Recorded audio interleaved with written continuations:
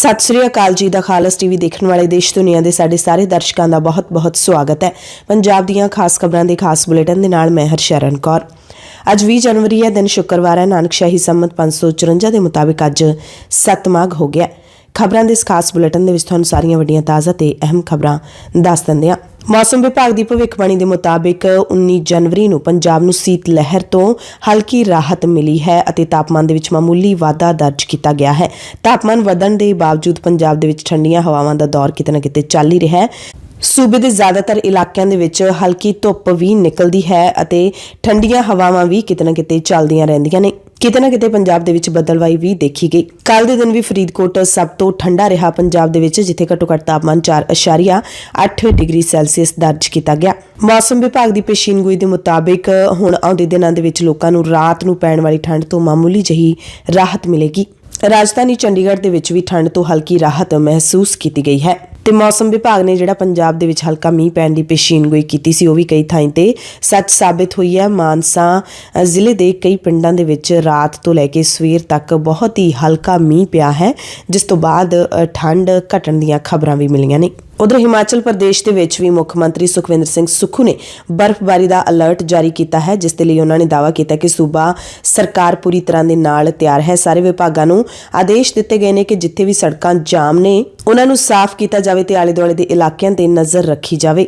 Bulletin दे विच होर खबरां दस्सण तो पहलां तुहानूं एक वड्डे दर्दनाक हादसे की जानकारी दे दिंदे हां, जिहड़ा कि दिल्ली अमृतसर नैशनल हाईवे ते करतारपुर च वापरिया है, जिथे पिंड हमीरा दे पुल ते इनोवा कार अते ट्राले की टक्कर दे विच 4 जणियां दी मौत हो गई, जबकि एक जना गंभीर रूप च जख्मी हो गया। ये सारे इनोवा कार दे विच सवार सन। मौके ते पहुंची पुलिस की मुढ़ली जांच दौरान पता लग्या कि इनोवा कार अमृतसर तो जलंधर वल जा रही सी। जदों कार हमीरा पुल ते चढ़ी तां एक ट्राला चालक ने किसी होर वाहन नूं ओवरटेक करन दौरान अचानक ट्राला इनोवा दे सामने लै आंदा, जिस कारण इनोवा ते ट्राले दे विचाले जबरदस्त टक्कर हो गई। ट्राला चालक दा टक्कर मारन तो बाद ट्राले सने मौके तो फरार हो गया, पर इनोवा च सवार व्यक्तियों की बहुत ही दर्दनाक तरीके दे नाल मौत हो गई। जो तस्वीरां सामने आईयां ने असीं तुहानूं दिखा नहीं सकते, पर ये मौतां बहुत ही भयानक ते दर्दनाक रूप च होईयां ने। मरण वालियां दी पछाण पुलिस मुलाजम हरदेव सिंह, हरजीत सिंह, लवली ते जतिंदर कुमार वजों हुई है। गंभीर जख्मी हुए नौजवान नूं सुभानपुर नेड़े हस्पताल च दाखल करवाया गया। मृतक देहां पोस्टमार्टम दे लई कपूरथला मोर्चरी दे विच रखवाईयां गईयां ने। हादसे की जांच लिए आले दुआले के इलाके च लगे CCTV कैमरे खंगाले जा रहे हैं। पुलिस ने केस दर्ज करके कार्रवाई विढ़ दी है। हाले तक ट्राला अते ट्राला चालक अणपछाते ही हैं। वारिस पंजाब के जथेबंदी के नौजवान लीडर अमृतपाल सिंह दे वल्लों जिहड़ा उन्हां दे जथे दे सिंह वरिंदर सिंह फौजी के खिलाफ नजायज़ असला रखण दा परचा दर्ज किया गया। उस नूं अमृतपाल सिंह ने नजायज़ दस्सिया है, गिरफ्तारी नूं भी नजायज़ दस्सिया है। पट्टी थाणे दे विच ये मामला दर्ज किया गया है, जिस तो बाद अमृतपाल सिंह थाणा सदर पट्टी जिला तरनताਰਨ दे बाहर पहुंचे अते सारी घटना के बारे खुद जानकारी दी। होर गुरभेज सिंह है, ਉਹਦੇ ਪਿਓ ਦਾ ਨਾਮ ਹੀ ਵੱਖਰਾ है। मतलब प्रशासन ने यह वेखना भी जरूरी नहीं समझिया भी ਉਹਦੇ ਲਾਇਸੈਂਸ ਨੂੰ ਕੈਂਸਲ ਕਰਾਉਣ ਲਈ ਜਿਹੜੀ ਅਸੀਂ FIR ਨਾਲ ਲਾ ਰਹੇ ਹਾਂ ਦੀ ਕਾਪੀ, ਉਹ FIR ਇੱਕ ਹੋਰ ਹੈ ਤੇ ਇੱਕ ਬੰਦਾ ਵੀ ਕੋਈ ਹੋਰ ਹੈ। ਹੁਣ ਉਹ ਤੋਂ ਬਾਅਦ ਚ ਇਹ ਸਾਡਾ ਦੂਜਾ ਸਿੰਘ ਹੈ, ਜਿਹੜਾ ਆਪਣਾ ਕੀ ਲੜੀ ਦਾ ਵਰਿੰਦਰ ਸਿੰਘ ਫੌਜੀ, ਜਿਹੜਾ ਸਾਡੇ ਜਥੇ ਦੇ ਨਾਲ ਸਿੰਘ ਰਹਿੰਦਾ, ਉਹ ਆਪਣੇ ਘਰ ਪਰਿਵਾਰ ਨੂੰ ਮਿਲਣ ਆਇਆ। ਸਵੇਰੇ ਉਹਨੂੰ ਕਿਸੇ ਬਹੁਤ ਕ੍ਰਿਮੀਨਲ ਦੇ ਵਾਂਗੂ ਘਰੋਂ ਇਹਨਾਂ ਨੇ ਲਿਆ ਹੈ ਤੇ ਰੋਜ਼ ਸਵੇਰ ਦਾ ਕਦੀ ਕਿਸੇ ਥਾਣੇ ਕਦੀ ਕਿਸੇ ਥਾਣੇ ਲੈ ਕੇ ਤੁਰੇ ਫਿਰਦੇ ਨੇ। ਪਰਚਾ ਕੀ ਹੈ ਜੀ, ਲਿਖਿਆ ਹੈ ਵੀ ਸਾਨੂੰ ਸੂਹ ਮਿਲੀ ਹੈ, ਇਹਦੇ ਕੋਲੋਂ ਨਜਾਇਜ਼ ਅਸਲਾ ਬਰਾਮਦ ਹੋ ਸਕਦਾ ਹੈ। ਜਦੋਂ ਉਹਦੇ ਕੋਲੋਂ ਗਏ ਆ, ਉਹਦੇ ਕੋਲੋਂ ਇੱਕ ਗਨ ਬਰਾਮਦ ਹੋਈ ਹੈ, ਜਿਹੜੀ ਉਹ ਗਨ ਹਾਊਸ ਦੇ ਕੋਲੋਂ ਲੈ ਕੇ ਆਇਆ ਆਪਣੀ ਗਨ ਜਮ੍ਹਾਂ ਕਰਾ ਕੇ, ਜਿਹੜੀ ਟੋਟਲੀ ਲੀਗਲ ਹੈ, ਜਿਹਦੇ 'ਚ ਕੋਈ ਇਲੀਗਲ ਮਸਲਾ ਨਹੀਂ ਹੋ ਸਕਦਾ। ਇਹ ਗਨ ਹਾਊਸ ਤੋਂ ਇਹਨਾਂ ਨੇ ਵੈਰੀਫਿਕੇਸ਼ਨ ਕੀਤੀ, ਉਹਨਾਂ ਨੇ ਯੈਸ ਕਰ ਦਿੱਤਾ ਵੀ ਠੀਕ ਹੈ ਜੀ, ਇਹ ਬੰਦਾ ਸਾਡੇ ਕੋਲੋਂ ਜਾਇਜ਼ ਰੂਪ ਦੇ ਵਿੱਚ ਗਨ ਲੈ ਕੇ ਗਿਆ ਔਰ ਇਹ ਆਪਣੇ ਲਾਇਸੈਂਸ ਤੇ ਚੜਾ ਲੂਗਾ। ਉਹਦਾ 1 ਸਾਲ ਦਾ ਸਮਾਂ ਹੁੰਦਾ ਇਲੀਗਲੀ ਚੜਾਉਣ ਦਾ। ਉਹਦੀ ਵੈਰੀਫਿਕੇਸ਼ਨ ਤੋਂ ਬਾਅਦ 'ਚ ਵੀ ਇਹਨੂੰ ਕੋਰਟ 'ਚ ਪੇਸ਼ ਕੀਤਾ ਔਰ ਉੱਥੇ ਇਹਦਾ ਰਿਮਾਂਡ ਵੀ ਮੰਗਣ ਦੀ ਕੋਸ਼ਿਸ਼ ਕੀਤੀ, ਜਿਹੜਾ ਨਹੀਂ ਮਿਲਿਆ। ਵਕੀਲ ਹੋ ਗਏ, ਚਲੋ ਹੋ ਗਿਆ।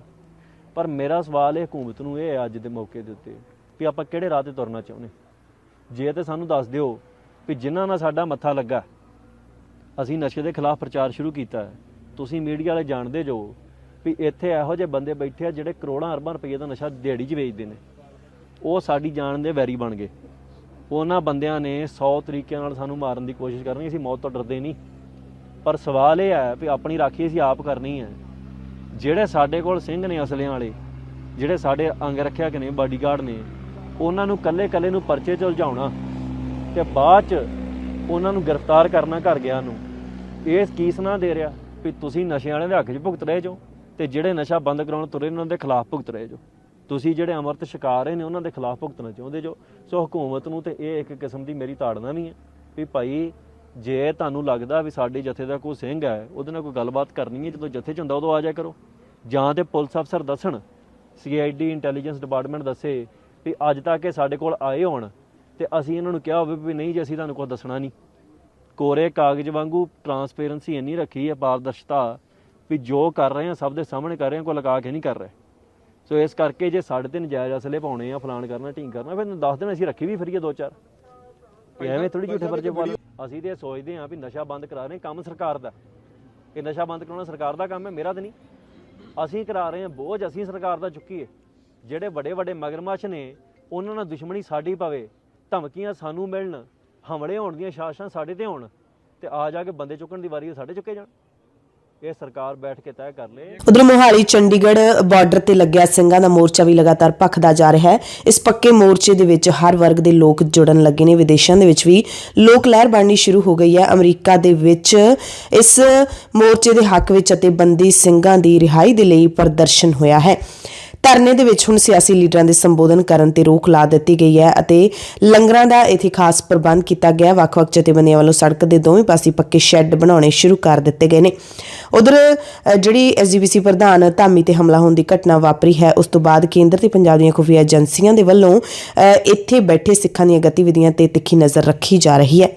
SGPC ਪ੍ਰਧਾਨ ਤੇ ਹਮਲੇ ਨੂੰ ਲੈ ਕੇ ਕੱਲ SGPC ਦੇ ਅਧਿਕਾਰੀਆਂ ਨੇ ਮੀਟਿੰਗ ਕੀਤੀ ਅਤੇ ਇਸ ਘਟਨਾ ਨੂੰ ਮੰਦਭਾਗਾ ਦੱਸਦੇ ਹੋਏ ਮੁਲਜ਼ਮਾਂ ਖਿਲਾਫ ਕਾਰਵਾਈ ਦੀ ਮੰਗ ਕੀਤੀ ਹੈ ਤੇ ਨਾਲ ਹੀ ਸ਼੍ਰੀ ਅਕਾਲ ਤਖਤ ਸਾਹਿਬ ਦੇ ਕਾਰਜਕਾਰੀ ਜਥੇਦਾਰ ਗਿਆਨੀ ਹਰਪ੍ਰੀਤ ਸਿੰਘ ਨੂੰ SGPC ਦੇ ਅਧਿਕਾਰੀਆਂ ਨੇ ਮੰਗ ਕੀਤੀ ਹੈ, ਅਪੀਲ ਕੀਤੀ ਹੈ ਕਿ ਉਹ ਪ੍ਰਧਾਨ ਤੇ ਹਮਲਾ ਕਰਨ ਦੀ ਵਾਪਰੀ ਘਟਨਾ ਦੀ ਆਪਣੇ ਪੱਧਰ ਤੇ ਜਾਂਚ ਜ਼ਰੂਰ ਕਰਵਾਉਣ। ਇਸ ਦਰਮਿਆਨ SGPC ਪ੍ਰਧਾਨ ਐਡਵੋਕੇਟ ਧਾਮੀ ਵੀ ਕੱਲ ਦਫ਼ਤਰ ਪਹੁੰਚੇ। ਹਾਲਾਂਕਿ ਮੀਟਿੰਗ ਦੇ ਵਿੱਚ ਤਾਂ ਸ਼ਾਮਿਲ ਨਹੀਂ ਹੋਏ, ਪਰ ਜਦੋਂ ਉਹਨਾਂ ਤੋਂ ਸਵਾਲ ਪੁੱਛਿਆ ਗਿਆ ਤਾਂ ਉਹਨਾਂ ਨੇ ਹਮਲਾ ਕਰਨ ਵਾਲਿਆਂ ਦੇ ਖਿਲਾਫ ਕਿਸੇ ਵੀ ਤਰ੍ਹਾਂ ਦੀ ਪੁਲਿਸ ਕਾਰਵਾਈ ਕਰਵਾਉਣ ਤੋਂ ਮਨਾ ਕਰ ਦਿੱਤਾ ਹੈ। ਲਤੀਫਪੁਰਾ ਦੇ ਵਿੱਚ ਵੀ ਲੋਕ ਉਸੇ ਤਰ੍ਹਾਂ ਧਰਨੇ ਦੇ ਉੱਤੇ ਬੈਠੇ ਹੋਏ ਨੇ। 2 ਮਹੀਨੇ ਉਹਨਾਂ ਨੂੰ ਥੋੜੇ ਦਿਨਾਂ ਨੂੰ ਹੋ ਜਾਣਗੇ ਤੇ ਹੁਣ ਇੱਥੇ ਇੱਕ ਨਵਾਂ ਮਾਮਲਾ ਸਾਹਮਣੇ ਆਇਆ ਹੈ। ਜਲੰਧਰ ਦੀ ਪੁਲਿਸ ਨੇ ਲਤੀਫਪੁਰਾ ਦੇ ਵਿੱਚ ਜਾਲੀ ਰਜਿਸਟਰੀਆਂ ਕਰਵਾਉਣ ਦੇ ਦੋਸ਼ ਹੇਠ ਕੱਲ 4 ਜਣਿਆਂ ਖਿਲਾਫ ਕੇਸ ਦਰਜ ਕੀਤਾ। ਇਹਨਾਂ ਨੇ ਨਾ ਸਿਰਫ ਜਾਲੀ ਰਜਿਸਟਰੀਆਂ ਕਰਵਾਈਆਂ ਬਲਕਿ ਉਹ ਪ੍ਰਸ਼ਾਸਨ ਦੇ ਪੀੜਤਾਂ ਦੇ ਮੁੜ ਵਸੇਬਾ ਪ੍ਰਕਿਰਿਆ ਵਿੱਚ ਰੁਕਾਵਟਾਂ ਵੀ ਪਾ ਰਹੇ ਸਨ। ਪੁਲਿਸ ਨੇ ਇਸ ਮਾਮਲੇ ਦੇ ਵਿੱਚ ਦਿਨੇਸ਼ ਧੀਰ, ਜਿਹੜਾ ਕਿ ਸੁਲਤਾਨਪੁਰ ਲੋਧੀ ਦਾ ਸਾਬਕਾ ਕੌਂਸਲਰ ਹੈ, ਰਮੇਸ਼ ਧੀਰ, ਰਾਕੇਸ਼ ਕੁਮਾਰ ਤੇ ਲਖਵਿੰਦਰ ਕੁਮਾਰ ਨੂੰ ਨਾਮਜ਼ਦ ਕੀਤਾ ਤੇ ਇਹਨਾਂ ਖਿਲਾਫ ਨਿਊ ਬਾਰਾਂਦਰੀ ਪੁਲਿਸ ਥਾਣੇ ਦੇ ਵਿੱਚ ਕੇਸ ਵੀ ਦਰਜ ਕੀਤਾ ਗਿਆ। ਇਹਨਾਂ ਚਾਰਾਂ ਦੇ ਖਿਲਾਫ ਆਪਣੇ ਪਰਿਵਾਰਕ ਮੈਂਬਰਾਂ ਦੇ ਨਾਂ ਤੇ 2006 ਤੋਂ 13 ਦਰਮਿਆਨ 10 ਜਾਲੀ ਰਜਿਸਟਰੀਆਂ ਕਰਵਾਉਣ ਦੇ ਦੋਸ਼ ਨੇ। ਜਾਣਕਾਰੀ ਇਹ ਵੀ ਮਿਲੀ ਹੈ ਕਿ ਜਲੰਧਰ ਇੰਪਰੂਵਮੈਂਟ ਟਰਸਟ ਦੇ ਵੱਲੋਂ ਜਿਹੜੀ 241 ਮਰਲੇ ਜ਼ਮੀਨ ਤੋਂ ਕਬਜ਼ਾ ਹਟਵਾਇਆ ਗਿਆ ਸੀ, ਉਸ ਵਿੱਚੋਂ 132 ਮਰਲੇ ਥਾਂ ਤੇ 2 ਜਣਿਆਂ ਦਾ ਕਬਜ਼ਾ ਸੀ ਤੇ ਦਿਨੇਸ਼ ਧੀਰ ਹੈ ਜਿਹੜਾ ਉਹ ਵੱਡਾ ਕਾਰੋਬਾਰੀ ਹੈ, ਕਪੂਰਥਲਾ ਦੇ ਨਾਲ ਸੰਬੰਧਿਤ ਹੈ। ਉਸਦੇ 2 ਬੱਚਿਆਂ ਕੋਲ ਸੁਲਤਾਨਪੁਰ ਲੋਧੀ ਤੇ ਨੂਰ ਮਹਿਲ ਦੇ ਵਿੱਚ 429 ਕਨਾਲ ਜ਼ਮੀਨ ਹੈ। ਸੁਲਤਾਨਪੁਰ ਲੋਧੀ ਦੇ ਵਿੱਚ ਇਸ ਦੀਆਂ 7 ਚੌਲ ਮਿੱਲਾਂ ਨੇ ਤੇ ਦਾਅਵਾ ਕਰ ਰਿਹਾ ਹੈ ਕਿ ਇਸਨੇ ਸਾਰਾ ਕੁਝ ਮਿਹਨਤ ਦੇ ਨਾਲ ਬਣਾਇਆ ਹੈ। ਤੇ ਵੱਡੀ ਗੱਲ ਇਹ ਹੈ ਕਿ ਦਿਨੇਸ਼ ਧੀਰ ਹੈ ਜਿਹੜਾ ਉਹ ਲਤੀਫਪੁਰਾ ਉਜਾੜੇ ਤੋਂ ਬਾਅਦ ਆਪਣੇ ਆਪ ਨੂੰ ਪੀੜਤ ਦੱਸਦਾ ਰਿਹਾ ਹੈ ਤੇ ਲਤੀਫਪੁਰਾ ਉਜਾੜੇ ਨਾਲ ਸੰਬੰਧਿਤ ਹਰ ਅੰਦੋਲਨ ਦੇ ਵਿੱਚ ਵੀ ਇਹ ਹਿੱਸਾ ਲੈ ਰਿਹਾ ਹੈ। ਦਿਨੇਸ਼ ਆਪਣੇ ਆਪ ਨੂੰ ਪੀੜਤ ਦੱਸਦਿਆਂ 10 ਫਰਦਾਂ ਦਿਖਾਉਂਦਾ ਸੀ, ਪਰ ਵਿਭਾਗ ਮੁਤਾਬਿਕ ਫਰਦਾਂ ਵਿੱਚ ਪਾਏ ਖਸਰਾ ਨੰਬਰ ਜਾਲੀ ਨਿਕਲੇ ਨੇ। ਹੁਣ ਇਹਨਾਂ ਚਾਰਾਂ ਦੇ ਖਿਲਾਫ ਕੇਸ ਤਾਂ ਦਰਜ ਕਰ ਲਿਆ ਗਿਆ। ਇਹਨਾਂ ਦੀ ਗ੍ਰਿਫਤਾਰੀ ਕਦੋਂ ਹੋਏਗੀ ਇਹ ਹੁਣ ਆਉਂਦੇ ਦਿਨਾਂ ਦੇ ਵਿੱਚ ਹੀ ਪਤਾ ਲੱਗੇਗਾ। ਐਂਬੂਲੈਂਸ ਕਾਮਿਆਂ ਨੇ ਆਪਣੀ ਹੜਤਾਲ ਖਤਮ ਕਰ ਦਿੱਤੀ ਹੈ। ਪੰਜਾਬ ਦੇ ਵਿੱਚ ਹੁਣ ਐਂਬੂਲੈਂਸ 108 ਮੁੜ ਤੋਂ ਚਾਲੂ ਹੋ ਗਈਆਂ ਨੇ ਤੇ ਇੱਕ ਹੋਰ ਸੰਘਰਸ਼ ਵਿੱਢੇ ਜਾਣ ਦੀ ਕਨਸੋ ਮਿਲੀ ਹੈ। ਪੁਰਾਣੀ ਪੈਨਸ਼ਨ ਬਹਾਲੀ ਦੇ ਅਧੂਰੇ ਨੋਟੀਫਿਕੇਸ਼ਨ ਤੋਂ ਨਿਰਾਸ਼ ਮੁਲਾਜ਼ਮਾਂ ਨੇ ਪੰਜਾਬ ਸਰਕਾਰ ਖਿਲਾਫ ਅੰਦੋਲਨ ਵਿੱਢਣ ਦਾ ਐਲਾਨ ਕੀਤਾ। ਮੁਲਾਜ਼ਮਾਂ ਨੇ ਇਹ ਫੈਸਲਾ ਪੁਰਾਣੀ ਪੈਨਸ਼ਨ ਬਹਾਲੀ ਸੰਘਰਸ਼ ਕਮੇਟੀ ਪੰਜਾਬ ਦੀ ਮੀਟਿੰਗ ਦੇ ਵਿੱਚ ਲਿਆ, ਜਿਸ ਤਹਿਤ ਸੂਬਾ ਕਮੇਟੀ ਤੋਂ ਪ੍ਰਾਪਤ ਪ੍ਰੋਗਰਾਮ ਦੇ ਮੁਤਾਬਿਕ 23 ਤੋਂ 31 ਜਨਵਰੀ ਤੱਕ ਬਲਾਕ ਪੱਧਰੀ, 1 ਤੋਂ 7 ਫਰਵਰੀ ਤੱਕ ਜ਼ਿਲ੍ਹਾ ਪੱਧਰ ਤੇ ਅਧੂਰੇ ਨੋਟੀਫਿਕੇਸ਼ਨ ਦੀਆਂ ਕਾਪੀਆਂ ਸਾੜ ਕੇ ਪੰਜਾਬ ਸਰਕਾਰ ਖਿਲਾਫ ਰੋਸ ਮੁਜ਼ਾਹਰਾ ਕੀਤਾ ਜਾਵੇਗਾ। ਕੱਲ ਪੰਜਾਬ ਦੇ ਮੁੱਖ ਮੰਤਰੀ ਭਗਵੰਤ ਮਾਨ ਜਦੋਂ ਸੇਵਾ ਸਿੰਘ ਠੀਕਰੀਵਾਲਾ ਜੀ ਦੇ ਬਰਸੀ ਸਮਾਗਮ 'ਚ ਸ਼ਾਮਿਲ ਹੋਣ ਪਹੁੰਚੇ ਸਨ ਤਾਂ ਪੰਜਾਬ ਦੇ ਆਊਟਸੋਰਸ ਕਾਮਿਆਂ ਨੇ ਨੌਕਰੀਆਂ ਬਹਾਲ ਕਰਨ ਦੇ ਲਈ ਮੁੱਖ ਮੰਤਰੀ ਦੇ ਮੂਹਰੇ ਹੱਥ ਜੋੜ ਕੇ ਵਾਸਤੇ ਪਾਏ। ਮੁੱਖ ਮੰਤਰੀ ਭਗਵੰਤ ਮਾਨ ਦੇ ਮੂਹਰੇ ਡੀਸੀ ਦਫ਼ਤਰ ਬਰਨਾਲਾ 'ਚੋਂ ਨੌਕਰੀਆਂ ਕੱਢੇ ਗਏ 24 ਆਊਟਸੋਰਸ ਮੁਲਾਜ਼ਮ ਆਪਣੀ ਬਹਾਲੀ ਦੇ ਲਈ ਤਰਲੇ ਕੱਢਦੇ ਦਿਖਾਈ ਦਿੱਤੇ। ਉਹਨਾਂ ਨੇ ਹੱਥ ਜੋੜ ਕੇ ਸੀਐਮ ਨੂੰ ਦੱਸਿਆ ਕਿ ਉਹ ਡੀਸੀ ਦਫ਼ਤਰ ਵਿੱਚ ਪਿਛਲੇ 13 ਸਾਲਾਂ ਤੋਂ ਕੰਮ ਕਰ ਰਹੇ ਨੇ, ਪਰ ਉਹਨਾਂ ਨੂੰ ਨੌਕਰੀ ਤੋਂ ਬਿਨਾਂ ਕਿਸੇ ਕਾਰਨ ਕੱਢ ਦਿੱਤਾ ਗਿਆ ਹੈ ਤੇ ਨੌਕਰੀ ਬਹਾਲੀ ਦੇ ਲਈ ਉਹ ਪਿਛਲੇ 21 ਦਿਨਾਂ ਤੋਂ ਡੀਸੀ ਦਫ਼ਤਰ ਦੇ ਬਾਹਰ ਵਰਦੀ ਠੰਡ ਵਿੱਚ ਸੰਘਰਸ਼ ਕਰਕੇ ਰਾਤਾਂ ਕੱਟ ਰਹੇ ਨੇ ਤੇ ਮੁੱਖ ਮੰਤਰੀ ਭਗਵੰਤ ਮਾਨ ਨੇ ਇਹਨਾਂ ਮੁਲਾਜ਼ਮਾਂ ਨੂੰ ਨੌਕਰੀ ਤੇ ਬਹਾਲ ਕਰਨ ਦਾ ਪੂਰਾ ਭਰੋਸਾ ਦਿੱਤਾ। ਪਿੰਡ ਠੀਕਰੀਵਾਲਾ ਦੇ ਵਿੱਚ ਕਰਵਾਏ ਗਏ ਸਮਾਗਮ ਦੇ ਵਿੱਚ ਸ਼ਿਰਕਤ ਕਰਨ ਪਹੁੰਚੇ ਮੁੱਖ ਮੰਤਰੀ ਨੇ ਪਿੰਡ ਠੀਕਰੀਵਾਲੇ ਦੇ ਵਿਕਾਸ ਅਤੇ ਲੜਕੀਆਂ ਦੇ ਸਕੂਲ ਨੂੰ ਨਰਸਿੰਗ ਕਾਲਜ ਬਣਾਉਣ ਦਾ ਵੀ ਐਲਾਨ ਕੀਤਾ। ਪਤਾ ਲੱਗਿਆ ਕਿ ਇਸੇ ਪਿੰਡ ਦੀ ਐਵਰਗ੍ਰੀਨ ਸੁਸਾਇਟੀ ਦੇ ਵੱਲੋਂ ਬਰਸੀ ਸਮਾਗਮ ਦੇ ਬਾਹਰ ਮਰਹੂਮ ਕਬੱਡੀ ਖਿਡਾਰੀ ਸੰਦੀਪ ਨੰਗਲ ਅੰਬੀਆਂ, ਗਾਇਕ ਸਿੱਧੂ ਮੂਸੇਵਾਲਾ ਤੇ ਦੀਪ ਸਿੱਧੂ ਦੇ ਪਰਿਵਾਰਾਂ ਨੂੰ ਇਨਸਾਫ ਦਿਵਾਉਣ ਦੇ ਲਈ ਬੈਨਰ ਲਾਏ ਗਏ ਸਨ, ਪਰ ਰਾਤੋਂ ਰਾਤ ਪ੍ਰਸ਼ਾਸਨ ਨੇ ਇਹਨਾਂ ਬੈਨਰਾਂ ਨੂੰ ਮੁੱਖ ਮੰਤਰੀ ਦੇ ਆਉਣ ਤੋਂ ਪਹਿਲਾਂ ਲਾ ਦਿੱਤਾ ਸੀ। ਕੱਲ ਅਸੀਂ ਤੁਹਾਨੂੰ ਖਬਰ ਦੱਸੀ ਸੀ ਕਿ ਪੰਜਾਬ ਦੇ ਸਿਹਤ ਵਿਭਾਗ ਦੇ ਵਿੱਚ ਪੈਸੇ ਲੈ ਕੇ ਬਦਲੀਆਂ ਕਰਵਾਏ ਜਾਣ ਦਾ ਮਾਮਲਾ ਸਾਹਮਣੇ ਆਇਆ ਹੈ ਤੇ ਇਸ ਤੋਂ ਬਾਅਦ ਪੰਜਾਬ ਦੇ ਸਿਹਤ ਮੰਤਰੀ ਡਾਕਟਰ ਬਲਵੀਰ ਸਿੰਘ ਨੇ ਮਾਮਲੇ ਦੀ ਜਾਂਚ ਲਈ ਇੱਕ ਪੜਤਾਲੀਆ ਟੀਮ ਕਾਇਮ ਕਰ ਦਿੱਤੀ ਹੈ। ਸਿਹਤ ਮੰਤਰੀ ਨੇ ਕਿਹਾ ਕਿ ਸਿਹਤ ਵਿਭਾਗ ਦੇ ਵਿੱਚ ਭ੍ਰਿਸ਼ਟਾਚਾਰ ਬਿਲਕੁਲ ਬਰਦਾਸ਼ਤ ਨਹੀਂ ਕੀਤਾ ਜਾਵੇਗਾ ਅਤੇ ਪੈਸੇ ਵੱਟੇ ਬਦਲੀਆਂ ਦੇ ਮਾਮਲੇ ਦੀ ਜਾਂਚ ਲਈ ਕਮੇਟੀ ਦਾ ਗਠਨ ਕਰ ਦਿੱਤਾ ਗਿਆ ਹੈ।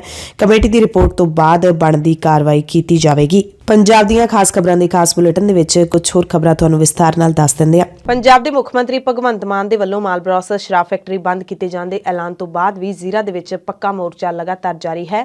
ਮੋਰਚੇ ਦੀ ਮੀਟਿੰਗ ਹੋਈ ਹੈ ਵੀਰਵਾਰ ਨੂੰ। ਵੱਡੀ ਗਿਣਤੀ ਦੇ ਵਿੱਚ ਜਿਹੜੇ ਆਮ ਲੋਕ ਨੇ ਅਤੇ ਮੋਰਚੇ ਦਾ ਵਫਦ ਹੈ ਉਹਨਾਂ ਦੇ ਵਿਚਾਲੇ ਮੀਟਿੰਗ ਹੋਈ ਹੈ। ਕਿਸਾਨ ਲੀਡਰ ਵੀ ਇਸ ਮੀਟਿੰਗ ਦੇ ਵਿੱਚ ਪਹੁੰਚੇ ਨੇ। ਮੋਰਚੇ ਨੇ ਸਰਕਾਰ ਮੂਹਰੇ 8 ਮੰਗਾਂ ਰੱਖੀਆਂ ਨੇ ਜੋ ਤੱਕ ਇਹ ਨਹੀਂ ਮੰਨੀਆਂ ਜਾਣਗੀਆਂ ਮੋਰਚਾ ਜਾਰੀ ਰਹੇਗਾ। ਹਾਲਾਂਕਿ ਮੋਰਚੇ ਨੇ ਸਰਕਾਰ ਦਾ ਧੰਨਵਾਦ ਵੀ ਕੀਤਾ ਹੈ ਫੈਸਲਾ ਲੈਣ ਦੇ ਲਈ। ਸੋ ਇੱਕ ਮੰਗ ਹੈ ਕਿ ਸ਼ਰਾਬ ਫੈਕਟਰੀ ਦੇ ਮਾਲਕਾਂ ਖਿਲਾਫ ਕਾਨੂੰਨੀ ਕਾਰਵਾਈ ਕੀਤੀ ਜਾਵੇ। ਸ਼ਰਾਬ ਫੈਕਟਰੀ ਦੇ ਪ੍ਰਦੂਸ਼ਣ ਕਾਰਨ ਜਾਨ ਗਵਾਉਣ ਵਾਲੇ ਜਿਹੜੇ ਪਰਿਵਾਰ ਨੇ ਉਹਨਾਂ ਨੂੰ ਮੁਆਵਜ਼ਾ ਦਿੱਤਾ ਜਾਵੇ। ਫੈਕਟਰੀ ਮਜ਼ਦੂਰ, ਕਿਉਂਕਿ ਹੁਣ ਸ਼ਰਾਬ ਫੈਕਟਰੀ ਬੰਦ ਹੋ ਜੂਗੀ ਤਾਂ ਫੈਕਟਰੀ ਦੇ ਵੱਡੀ ਗਿਣਤੀ ਮਜ਼ਦੂਰ ਵਿਹਲੇ ਹੋ ਜਾਣਗੇ, ਉਹਨਾਂ ਨੂੰ 3 ਤੋਂ 5 ਲੱਖ ਦਾ ਮੁਆਵਜ਼ਾ ਦਿੱਤਾ ਜਾਵੇ। ਫੈਕਟਰੀ ਦੇ ਸਾਰੇ ਯੂਨਿਟ ਬੰਦ ਕੀਤੇ ਜਾਣ। ਸਰਕਾਰ ਫੈਕਟਰੀ ਬੰਦ ਕਰਨ ਦਾ ਨੋਟੀਫਿਕੇਸ਼ਨ ਜਾਰੀ ਕਰੇ, ਯਾਨੀ ਕਿ ਲਿਖਤੀ ਰੂਪ ਦੇ ਵਿੱਚ ਸਬੂਤ ਦੇਵੇ ਤੇ ਕਿਹੜੇ ਕਾਰਨਾਂ ਕਰਕੇ ਫੈਕਟਰੀ ਬੰਦ ਕੀਤੀ ਹੈ ਉਹ ਵੀ ਜਨਤਕ ਕੀਤੇ ਜਾਣ। ਉਹ ਕਾਰਨ ਵੀ ਜਿਨ੍ਹਾਂ ਧਰਨਾਕਾਰੀਆਂ ਤੇ ਨਜਾਇਜ਼ ਪਰਚੇ ਕੀਤੇ ਗਏ ਨੇ ਉਹ ਰੱਦ ਕੀਤੇ ਜਾਣ। ਧਰਨਾ ਲਾਉਣ ਕਰਕੇ ਜੋ ਨੁਕਸਾਨ ਹੋਇਆ ਉਸ ਦੀ ਭਰਪਾਈ ਕੀਤੀ ਜਾਵੇ। ਸੋ ਜਿਹੜਾ ਫੈਕਟਰੀ ਦਾ ਮਾਲਕ ਹੈ ਦੀਪ ਮਲਹੋਤਰਾ ਉਸ ਤੇ ਸ਼ਿਕੰਜਾ ਕਸਣ ਦੀ ਮੰਗ ਹੈ ਜਿਹੜੀ ਉਹ ਕੀਤੀ ਗਈ ਹੈ। ਹੁਣ ਦੱਸਦੇ ਹਾਂ ਤੁਹਾਨੂੰ ਮੁੱਖ ਮੰਤਰੀ ਭਗਵੰਤ ਮਾਨ ਨੇ ਕਿਹੜੇ 4 ਬੇਹੇ ਐਲਾਨ ਕੀਤੇ ਨੇ। ਸੇਵਾ ਸਿੰਘ ਠੀਕਰੀਵਾਲਾ ਦੀ 99ਵੀਂ ਬਰਸੀ ਦੇ ਮੌਕੇ ਬਰਨਾਲਾ ਦੇ ਠੀਕਰੀਵਾਲਾ ਪਹੁੰਚੇ ਪੰਜਾਬ ਦੇ ਮੁੱਖ ਮੰਤਰੀ ਭਗਵੰਤ ਮਾਨ ਨੇ, ਜਿੱਥੇ ਸੇਵਾ ਸਿੰਘ ਠੀਕਰੀਵਾਲਾ ਨੂੰ ਯਾਦ ਕੀਤਾ, ਉਹਨਾਂ ਨੂੰ ਸ਼ਰਧਾਂਜਲੀ ਦਿੱਤੀ। ਉੱਥੇ ਹੀ ਮੁੜ ਤੋਂ ਕਿਹਾ ਕਿ ਸੂਬੇ ਦੇ ਵਿੱਚ 17 ਸਕੂਲ ਆਫ ਐਮੀਨੈਂਸ ਖੋਲੇ ਜਾਣਗੇ। ਮਾਨ ਨੇ 36 ਪ੍ਰਿੰਸੀਪਲਾਂ ਨੂੰ ਟ੍ਰੇਨਿੰਗ ਦੇ ਲਈ ਸਿੰਗਾਪੁਰ ਭੇਜਣ ਦਾ ਵੀ ਦਾਅਵਾ ਕੀਤਾ।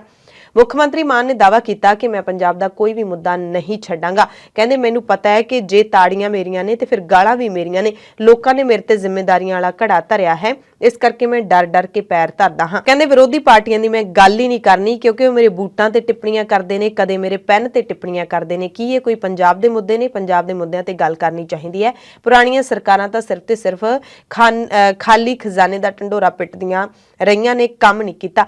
ਮਾਨ ਨੇ ਵੀ ਕਿਹਾ ਕਿ ਮੋਹਾਲੀ ਏਅਰਪੋਰਟ ਦੇ ਵਿੱਚ ਸ਼ਹੀਦ ਭਗਤ ਸਿੰਘ ਦਾ 35 ਫੁੱਟ ਉੱਚਾ ਬੁੱਤ ਲਾਇਆ ਜਾਵੇਗਾ। ਹਲਵਾਰਾ ਏਅਰਪੋਰਟ ਦਾ ਨਾਮ ਸ਼ਹੀਦ ਕਰਤਾਰ ਸਿੰਘ ਸਰਾਭਾ ਰੱਖਣ ਦੇ ਲਈ ਵਿਧਾਨ ਸਭਾ ਦੇ ਵਿੱਚ ਅਸੀਂ ਮਤਾ ਲਿਆਵਾਂਗੇ। ਬਰਨਾਲਾ ਤੋਂ ਪਾਣੀ ਬਚਾਉਣ ਦੇ ਲਈ ਪਾਇਲਟ ਪ੍ਰੋਜੈਕਟ ਵੀ ਕਹਿੰਦੇ ਸ਼ੁਰੂ ਕਰਨ ਜਾ ਰਹੇ ਹਾਂ। ਇਹ ਨਵੀਂ ਗੱਲ ਉਹਨਾਂ ਨੇ ਕੀਤੀ।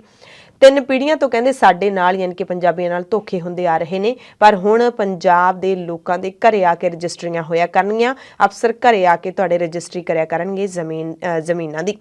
ਕਹਿੰਦੇ ਹੁਣ ਉਹ ਸਰਕਾਰ ਆਈ ਹੈ ਜਿੱਥੇ ਕਿ ਮੁੱਖ ਮੰਤਰੀ ਨੂੰ ਹੱਥ ਦੇ ਕੇ ਕੋਈ ਵੀ ਰੋਕ ਸਕਦਾ ਹੈ ਤੇ ਕਹਿੰਦੇ ਮੈਂ ਰੁਕਦਾ ਵੀ ਹਾਂ। ਇਹ ਦਾਅਵਾ ਕੀਤਾ ਸੀਐਮ ਮਾਨ ਨੇ। ਪੁਲਿਸ ਦੇ ਵਿੱਚ ਭਰਤੀ ਲਈ ਕਹਿੰਦੇ ਹਰੇਕ ਸਾਲ ਜਨਵਰੀ ਮਹੀਨੇ ਦੇ ਵਿੱਚ ਨੋਟੀਫਿਕੇਸ਼ਨ ਜਾਰੀ ਹੋਇਆ ਕਰੂਗਾ। ਮਈ ਜੂਨ ਦੇ ਵਿੱਚ ਲਿਖਤੀ ਪੇਪਰ ਹੋਊਗਾ, ਅਗਸਤ ਦੇ ਵਿੱਚ ਨਤੀਜਾ ਆਊਗਾ, ਅਕਤੂਬਰ ਦੇ ਵਿੱਚ ਫਿਜ਼ੀਕਲ ਟੈਸਟ ਅਤੇ ਦਸੰਬਰ ਦੇ ਵਿੱਚ 2200 ਪੁਲਿਸ ਦੇ ਜਵਾਨ ਅਤੇ 300 ਸਬ ਇੰਸਪੈਕਟਰ ਭਰਤੀ ਕੀਤੇ ਜਾਣਗੇ। ਕਿਸੇ ਦੀ ਸਿਫਾਰਿਸ਼ ਨਹੀਂ ਚੱਲੇਗੀ। ਇਹ ਜਿਹੜੇ ਐਲਾਨ ਨੇ ਉਹ ਮੁੱਖ ਮੰਤਰੀ ਨੇ ਕੀਤੇ ਨੇ। ਹੁਣ ਖੋਲ ਰਹੇ ਹਾਂ, ਸਕੂਲਾਂ ਨੂੰ ਵੀ ਖੋਲ ਰਹੇ ਹਾਂ, ਵਧੀਆ ਸਕੂਲ ਬਣਾ ਰਹੇ ਹਾਂ, ਵਧੀਆ ਹਸਪਤਾਲ ਬਣਾ ਰਹੇ ਹਾਂ। ਤਾਂ ਸਾਨੂੰ ਡਾਕਟਰ ਚਾਹੀਦੇ ਆ, ਮਾਸਟਰ ਚਾਹੀਦੇ ਆ, ਕਲਰਕ ਚਾਹੀਦੇ ਆ, ਚੌਕੀਦਾਰ ਚਾਹੀਦੇ ਆ, ਪੀਐਨ ਚਾਹੀਦੇ ਆ, ਸਾਰੇ ਚਾਹੀਦੇ ਆ। ਬਾਕੀ ਮੰਗਾਂ ਤੁਹਾਡੀਆਂ ਬਹੁਤ ਛੋਟੀਆਂ ਨੇ ਕਿਉਂਕਿ ਇਹ ਮੰਗ ਦੇ ਕਾਗਜ਼ੀ ਕਾਰਵਾਈ ਹੈ, ਇਸ ਕਰਕੇ ਮੈਂ ਅਫਸਰਾਂ ਨੂੰ ਵਿੱਚ ਲਿਆ। ਆਪਾਂ ਦਲਵਾਡਾ ਵਾਲੀ ਪੁਲੀ, ਪਹਿਲੀ ਗੱਲ ਤਾਂ ਮਤਲਬ ਮੈਨੂੰ ਹੈਰਾਨੀ ਹੁੰਦੀ ਹੈ 75 ਸਾਲ ਹੋ ਗਏ ਆਜ਼ਾਦ ਹੋਇਆਂ ਨੂੰ, ਹੁਣ ਤੱਕ ਸਰਕਾਰਾਂ ਇਹਨਾਂ ਕੋਲੇ ਰਹੀਆਂ ਨੇ। ਉਹ ਅਮਰੀਕਾ ਵਾਲੇ ਮੰਗਲ ਗ੍ਰਹਿ ਤੇ ਪਲਾਟ ਕੱਟਣ ਨੂੰ ਫਿਰਦੇ ਨੇ, ਅਸੀਂ ਪੁਲੀਆਂ 'ਤੇ ਖੜ੍ਹੇ ਹਾਂ ਜੀ। ਪੱਦਲਵੱਡ ਵਾਲੀ ਪੁਲੀ ਠੀਕ ਕਰ ਦਿਓ ਜੀ। ਇਹ ਤੋਂ ਪਹਿਲਾਂ ਕੀਤਾ ਕੀ ਹੈ ਇਹਨਾਂ ਨੇ, ਮੈਨੂੰ ਇਹ ਸਮਝ ਨਹੀਂ ਆਉਂਦੀ। ਨਾਲੇ ਕਹਿੰਦੇ ਖਜ਼ਾਨਾ ਖਾਲੀ ਹੈ, ਖਜ਼ਾਨਾ ਖਾਲੀ ਹੈ। ਕੋਈ ਸਕੂਲ ਬਣਾਇਆ ਹੋਵੇ ਮੈਂ ਮੰਨ ਲਾਂ ਖਜ਼ਾਨਾ ਖਾਲੀ ਹੈ, ਕੋਈ ਯੂਨੀਵਰਸਿਟੀ ਬਣਾਈ ਹੋਵੇ ਮੰਨ ਲਾਂ ਖਜ਼ਾਨਾ ਖਾਲੀ ਹੈ, ਕੋਈ ਸੜਕ ਬਣਾਈ ਹੋਵੇ ਮੰਨ ਲਈਏ ਖਜ਼ਾਨਾ ਖਾਲੀ ਹੈ, ਕਿਸੇ ਨੂੰ ਨੌਕਰੀ ਦਿੱਤੀ ਹੋਵੇ ਮੰਨ ਲਈਏ ਖਜ਼ਾਨਾ ਖਾਲੀ ਹੈ, ਕੋਈ ਕਾਲਜ ਬਣਾਇਆ ਹੋਵੇ ਮੰਨ ਲਈਏ ਖਜ਼ਾਨਾ ਖਾਲੀ ਹੈ। ਖਜ਼ਾਨਾ ਪਤਾ ਨਹੀਂ ਕਿਵੇਂ ਖਾਲੀ ਹੈ। ਇਸ ਦਰਮਿਆਨ ਆਮ ਆਦਮੀ ਪਾਰਟੀ ਦੀ ਇੱਕ ਹੋਰ ਜਾਣਕਾਰੀ ਵੀ ਤੁਹਾਨੂੰ ਦੇ ਦਿੰਦੇ ਹਾਂ ਕਿ ਆਪ ਸਰਕਾਰ ਦੇ ਵੱਲੋਂ ਪੰਜਾਬ ਦੇ ਵਿੱਚ 27 ਜਨਵਰੀ ਨੂੰ 500 ਥਾਵਾਂ ਤੇ ਹੋਰ ਆਮ ਆਦਮੀ ਕਲੀਨਿਕ ਲੋਕਾਂ ਦੇ ਲਈ ਖੋਲ੍ਹ ਦਿੱਤੇ ਜਾਣਗੇ। ਇਸ ਤੋਂ ਪਹਿਲਾਂ ਅਗਸਤ ਦੇ ਵਿੱਚ ਭਾਰਤ ਦੀ ਵੰਡ ਦਿਹਾੜੇ ਦੇ ਮੌਕੇ ਤੇ ਖੋਲ੍ਹੇ ਗਏ ਸਨ। ਬੁੱਧਵਾਰ ਨੂੰ ਸ਼੍ਰੋਮਣੀ ਗੁਰਦੁਆਰਾ ਪ੍ਰਬੰਧਕ ਕਮੇਟੀ ਦੇ ਪ੍ਰਧਾਨ ਐਡਵੋਕੇਟ ਹਰਜਿੰਦਰ ਸਿੰਘ ਧਾਮੀ ਜਦੋਂ ਮੋਹਾਲੀ ਚੰਡੀਗੜ੍ਹ ਬਾਰਡਰ ਤੇ ਲੱਗੇ ਸਿੰਘਾਂ ਦੇ ਮੋਰਚੇ ਵਿੱਚ ਪਹੁੰਚੇ ਸਨ ਤਾਂ ਮੋਰਚੇ 'ਚੋਂ ਵਾਪਸ ਜਾਣ ਸਮੇਂ ਉਹਨਾਂ ਤੇ ਹਮਲਾ ਹੋਇਆ ਸੀ। ਗੱਡੀ ਦਾ ਸ਼ੀਸ਼ਾ ਤੋੜਿਆ ਗਿਆ ਸੀ। ਉਸ ਤੋਂ ਬਾਅਦ ਮੋਰਚਾ ਤੇ ਐਸਜੀਪੀਸੀ ਪ੍ਰਧਾਨ ਦੋਵੇਂ ਇੱਕ ਦੂਸਰੇ ਦੇ ਟਕਰਾਅ ਦੇ ਵਿੱਚ ਆ ਗਏ ਨੇ ਤੇ ਹੁਣ ਫਿਰ ਐਸਜੀਪੀਸੀ ਪ੍ਰਧਾਨ ਨੇ ਆਪਣਾ ਪੱਖ ਰੱਖਿਆ ਜਦੋਂ ਮੋਰਚੇ ਨੇ ਇਸ ਗੱਲ ਤੋਂ ਸਾਫ਼ ਇਨਕਾਰ ਕਰ ਦਿੱਤਾ ਕਿ ਅਸੀਂ ਤਾਂ ਧਾਮੀ ਨੂੰ ਸੱਦਿਆ ਹੀ ਨਹੀਂ ਸੀ, ਬਲਕਿ ਅਸੀਂ ਧਾਮੀ ਨੂੰ ਐਸਜੀਪੀਸੀ ਪ੍ਰਧਾਨ ਨੂੰ ਇੱਥੇ ਮੋਰਚੇ 'ਚ ਹਾਲੇ ਨਾ ਆਉਣ ਦੇ ਲਈ ਕਿਹਾ ਸੀ। ਐਸਜੀਪੀਸੀ ਨੇ ਆਪਣੇ ਫੇਸਬੁੱਕ ਪੇਜ ਤੇ ਮੋਰਚੇ ਦੇ ਵਿੱਚ ਜਿਹੜੀ ਧਾਮੀ ਨੇ ਤਕਰੀਰ ਦਿੱਤੀ ਸੀ ਉਸ ਦੀ ਇੱਕ ਵੀਡੀਓ ਜਾਰੀ ਕੀਤੀ ਹੈ। ਵੀਡੀਓ ਪਾ ਕੇ ਮੋਰਚੇ ਵੱਲੋਂ ਰੱਖੀਆਂ ਗਈਆਂ ਮੰਗਾਂ ਬਾਰੇ ਸਪਸ਼ਟੀਕਰਨ ਦਿੱਤੇ ਜਾਣ ਬਾਰੇ ਕਿਹਾ। ਧਾਮੀ ਨੇ ਮੋਰਚੇ 'ਚ ਸੰਬੋਧਨ ਦੌਰਾਨ ਬੰਦੀ ਸਿੰਘਾਂ ਦੀ ਰਿਹਾਈ ਬਾਰੇ ਬੋਲਿਆ। ਉਹਨਾਂ ਨੇ ਕਿਹਾ ਕਿ ਆਪਣੇ ਸਿਰ ਤੋੜ ਯਤਨਾਂ ਦੇ ਨਾਲ ਬੰਦੀ ਸਿੰਘਾਂ ਦੀ ਰਿਹਾਈ ਦੇ ਲਈ ਐਸਜੀਪੀਸੀ ਨੇ ਪੂਰੀ ਕੋਸ਼ਿਸ਼ ਕੀਤੀ ਹੈ ਤੇ ਇਹ ਵੀ ਦੱਸਿਆ ਕਿ 31 ਜਨਵਰੀ ਤੋਂ ਬਾਅਦ ਰਾਸ਼ਟਰਪਤੀ ਦੇ ਨਾਮ ਰਾਜਪਾਲ ਨੂੰ ਮੈਮੋਰੈਂਡਮ ਦਿੱਤੇ ਜਾਣਗੇ। ਦੂਸਰਾ ਮੁੱਦਾ ਕਹਿੰਦੇ ਬਰਗਾੜੀ ਕਾਂਡ ਦਾ, ਯਾਨੀ ਕਿ ਐਸਜੀਪੀਸੀ ਕਹਿ ਰਹੀ ਹੈ ਕਿ ਮੋਰਚੇ ਦੇ ਲੀਡਰ ਕਹਿ ਰਹੇ ਨੇ ਕਿ ਐਸਜੀਪੀਸੀ ਪ੍ਰਧਾਨ ਧਾਮੀ ਇੱਥੇ ਆ ਕੇ ਕੋਈ ਖਾਸ ਵੱਡਾ ਐਲਾਨ ਨਹੀਂ ਕਰਕੇ ਗਏ, ਮੁੱਦਿਆਂ ਤੇ ਨਹੀਂ ਬੋਲ ਕੇ ਗਏ, ਪਰ ਕਹਿੰਦੇ ਧਾਮੀ ਨੇ ਬਰਗਾੜੀ ਕਾਂਡ ਦੇ ਮੁੱਦੇ ਤੇ ਵੀ ਬੋਲਿਆ। ਕਿਹਾ ਕਿ ਅਸੀਂ ਇਨਸਾਫ ਚਾਹੁੰਦੇ ਹਾਂ, ਬਰਗਾੜੀ ਕਾਂਡ ਦੇ ਸਾਰੇ ਦੋਸ਼ੀ ਕਾਬੂ ਕੀਤੇ ਜਾਣ ਤੇ ਇਹ ਵੀ ਕਿਹਾ ਪ੍ਰਧਾਨ ਨੇ ਕਿ ਅਸੀਂ ਭਾਈ ਹਵਾਰਾ ਦੀ ਅਗਵਾਈ ਹੇਠ ਇਕੱਠੇ ਹੋਏ ਹਾਂ, ਸਾਡੇ ਲਈ ਕਾਨੂੰਨ ਵੱਖ ਕਿਉਂ ਹੋ ਜਾਂਦਾ ਹੈ, ਇਸ ਕਰਕੇ ਸਾਨੂੰ ਇਕੱਠੇ ਹੋਣਾ ਪੈਂਦਾ। ਕਹਿੰਦੇ 328 ਪਾਵਨ ਸਰੂਪਾਂ ਨੂੰ ਲੈ ਕੇ ਵੀ ਪ੍ਰਧਾਨ ਨੇ ਜਵਾਬ ਦਿੱਤਾ। ਕਿਹਾ ਸੀ ਕਿ ਅਸੀਂ ਡਾਕਟਰ ਈਸ਼ਰ ਸਿੰਘ ਦੀ ਰਿਪੋਰਟ ਇਨ-ਬਿਨ ਜਨਤਕ ਕਰ ਚੁੱਕੇ ਹਾਂ। ਇਸ ਮਾਮਲੇ ਵਿੱਚ ਪਾਏ ਗਏ ਦੋਸ਼ੀਆਂ ਦੇ ਖਿਲਾਫ ਵੀ ਸਖਤ ਐਕਸ਼ਨ ਲਿਆ ਹੈ। ਇਸ ਦੀ ਸਾਰੀ ਜਾਣਕਾਰੀ ਇੰਟਰਨੈਟ ਤੇ ਪਾਈ ਹੋਈ ਹੈ। ਐਸਜੀਪੀਸੀ ਕਹਿੰਦੇ ਹਰ ਦੁੱਖ ਸੁੱਖ 'ਚ ਸ਼ਾਮਿਲ ਹੈ। ਇਸ ਲਈ ਸਾਰੀ ਸਿੱਖ ਕੌਮ ਨੂੰ ਐਸਜੀਪੀਸੀ ਪ੍ਰਧਾਨ ਨੇ ਬੇਨਤੀ ਵੀ ਕੀਤੀ ਕਿ ਪੰਥ ਵਿੱਚ ਹਮੇਸ਼ਾ ਏਕਾ ਬਣਿਆ ਰਹਿਣਾ ਚਾਹੀਦਾ। ਯਾਨੀ ਕਿ ਐਸਜੀਪੀਸੀ ਨੇ ਦਾਅਵਾ ਕੀਤਾ ਹੈ ਕਿ ਮੋਰਚੇ ਦੇ ਲੀਡਰ ਜੋ ਕਹਿ ਰਹੇ ਨੇ ਸੱਚਾਈ ਉਸ ਤੋਂ ਕੋਹਾਂ ਦੂਰ ਹੈ। ਮੈਂ ਜਿੱਦਣ ਇਹ ਮੇਰੇ ਕੋਲ ਇੱਕ ਦਿਨ ਗਏ ਵੀ ਸੀ ਇਕੱਤਰ ਹੋ ਕੇ, 5 ਪਿਆਰੇ ਵੀ ਗਏ ਸੀ, ਬੈਠ ਕੇ ਗੱਲ ਵੀ ਅਸੀਂ ਘੰਟਾ ਕੁ ਕੀਤੀ। ਉਦਣ ਵੀ ਮੈਂ ਇਸ ਗੱਲ ਦਾ ਹਾਮੀ ਸੀ ਵੀ ਮੈਂ ਤੁਹਾਡੇ ਨਾਲ ਆ ਤੇ ਤੁਹਾਡੇ ਕਿਸੇ ਵੀ ਕਾਰਜ ਦੇ ਵਿੱਚ ਜਿੰਨਾ ਕੁ ਸਾਡਾ ਸਹਿਯੋਗ ਮੰਗੋਗੇ ਉਹ ਸਹਿਯੋਗ ਤੁਹਾਨੂੰ ਜ਼ਰੂਰ ਦੇਵਾਂਗੇ। ਸੋ ਇੱਕ ਕਾਨੂੰਨ ਦੀ ਗੱਲ ਆ, ਕਿਉਂਕਿ ਸੱਥਾਂ ਦੇ ਵਿੱਚ ਭਾਈ ਸਾਹਿਬ ਤੁਹਾਨੂੰ ਵੀ ਨਿਮਰਤਾ ਸਹਿਤ ਬੇਨਤੀ ਕਰੂੰਗਾ, ਇਹ ਠੀਕ ਆ ਵੀ ਆ ਸਾਰੇ ਆਪਾਂ ਬੈਠੇ ਇੱਥੇ ਅੱਜ ਇਕੱਤਰ ਹੋ ਕੇ, ਕਿਉਂਕਿ ਸ਼੍ਰੋਮਣੀ ਗੁਰਦੁਆਰਾ ਪ੍ਰਬੰਧਕ ਕਮੇਟੀ ਤੁਹਾਡੀ ਸੰਸਥਾ ਆ, ਉਹ ਅਸੀਂ ਬੈਠ ਕੇ ਜ਼ਰੂਰ ਵਿਚਾਰ ਕਰਾਂਗੇ। ਗੁਰੂ ਸਾਹਿਬ ਕਿਰਪਾ ਕਰਨ, ਬਖਸ਼ਿਸ਼ ਕਰਨ। ਬਾਰ-ਬਾਰ ਇੱਕੋ ਬੇਨਤੀ ਕਰੂੰਗਾ, ਅਸੀਂ ਤੁਹਾਡੇ ਸਹਿਯੋਗੀ ਹਾਂ।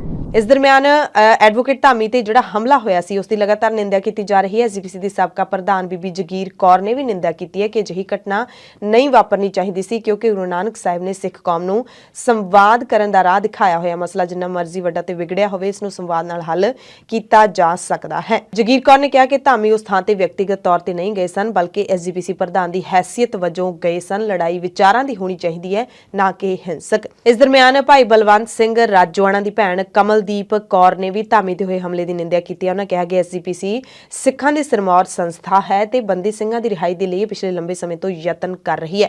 ਬੰਦੀ ਸਿੰਘਾਂ ਦੇ ਕੇਸਾਂ ਦੀ ਅਦਾਲਤ ਵਿੱਚ ਵੀ ਪੈਰਵਾਈ ਕਰ ਰਹੀ ਹੈ ਤੇ ਜਿਹੜਾ ਇਹ ਹਮਲਾ ਕੀਤਾ ਗਿਆ ਹੈ ਉਹ ਸਾਡੀਆਂ ਮਹਾਨ ਸੰਸਥਾਵਾਂ ਨੂੰ ਕਮਜ਼ੋਰ ਕਰਨ ਤੇ ਬੰਦੀ ਸਿੰਘਾਂ ਦੀ ਰਿਹਾਈ ਦੇ ਯਤਨਾਂ ਨੂੰ ਢਾਹ ਲਾਉਣ ਦਾ ਏਜੰਸੀਆਂ ਦੇ ਕਰਿੰਦਿਆਂ ਦਾ ਕੋਝਾ ਯਤਨ ਹੈ। ਇਸੇ ਤਰ੍ਹਾਂ ਦਲ ਖਾਲਸਾ ਨੇ ਵੀ ਐਡਵੋਕੇਟ ਧਾਮੀ ਤੇ ਹੋਏ ਹਮਲੇ ਦੀ ਨਿੰਦਿਆ ਕੀਤੀ ਹੈ। ਉਹਨਾਂ ਕਿਹਾ ਕਿ ਕੁਝ ਸਮਾਂ ਪਹਿਲਾਂ ਕਥੂ ਨੰਗਲ ਦੇ ਵਿੱਚ ਸਿਮਰਨਜੀਤ ਸਿੰਘ ਮਾਨ ਤੇ ਵੀ ਇਸੇ ਤਰ੍ਹਾਂ ਹਮਲਾ ਹੋਇਆ ਸੀ, ਉਹਨਾਂ ਦੇ ਨਾਲ ਵੀ ਬਦਸਲੂਕੀ ਹੋਈ ਸੀ, ਅਸੀਂ ਉਦੋਂ ਵੀ ਵਿਰੋਧ ਕੀਤਾ ਸੀ।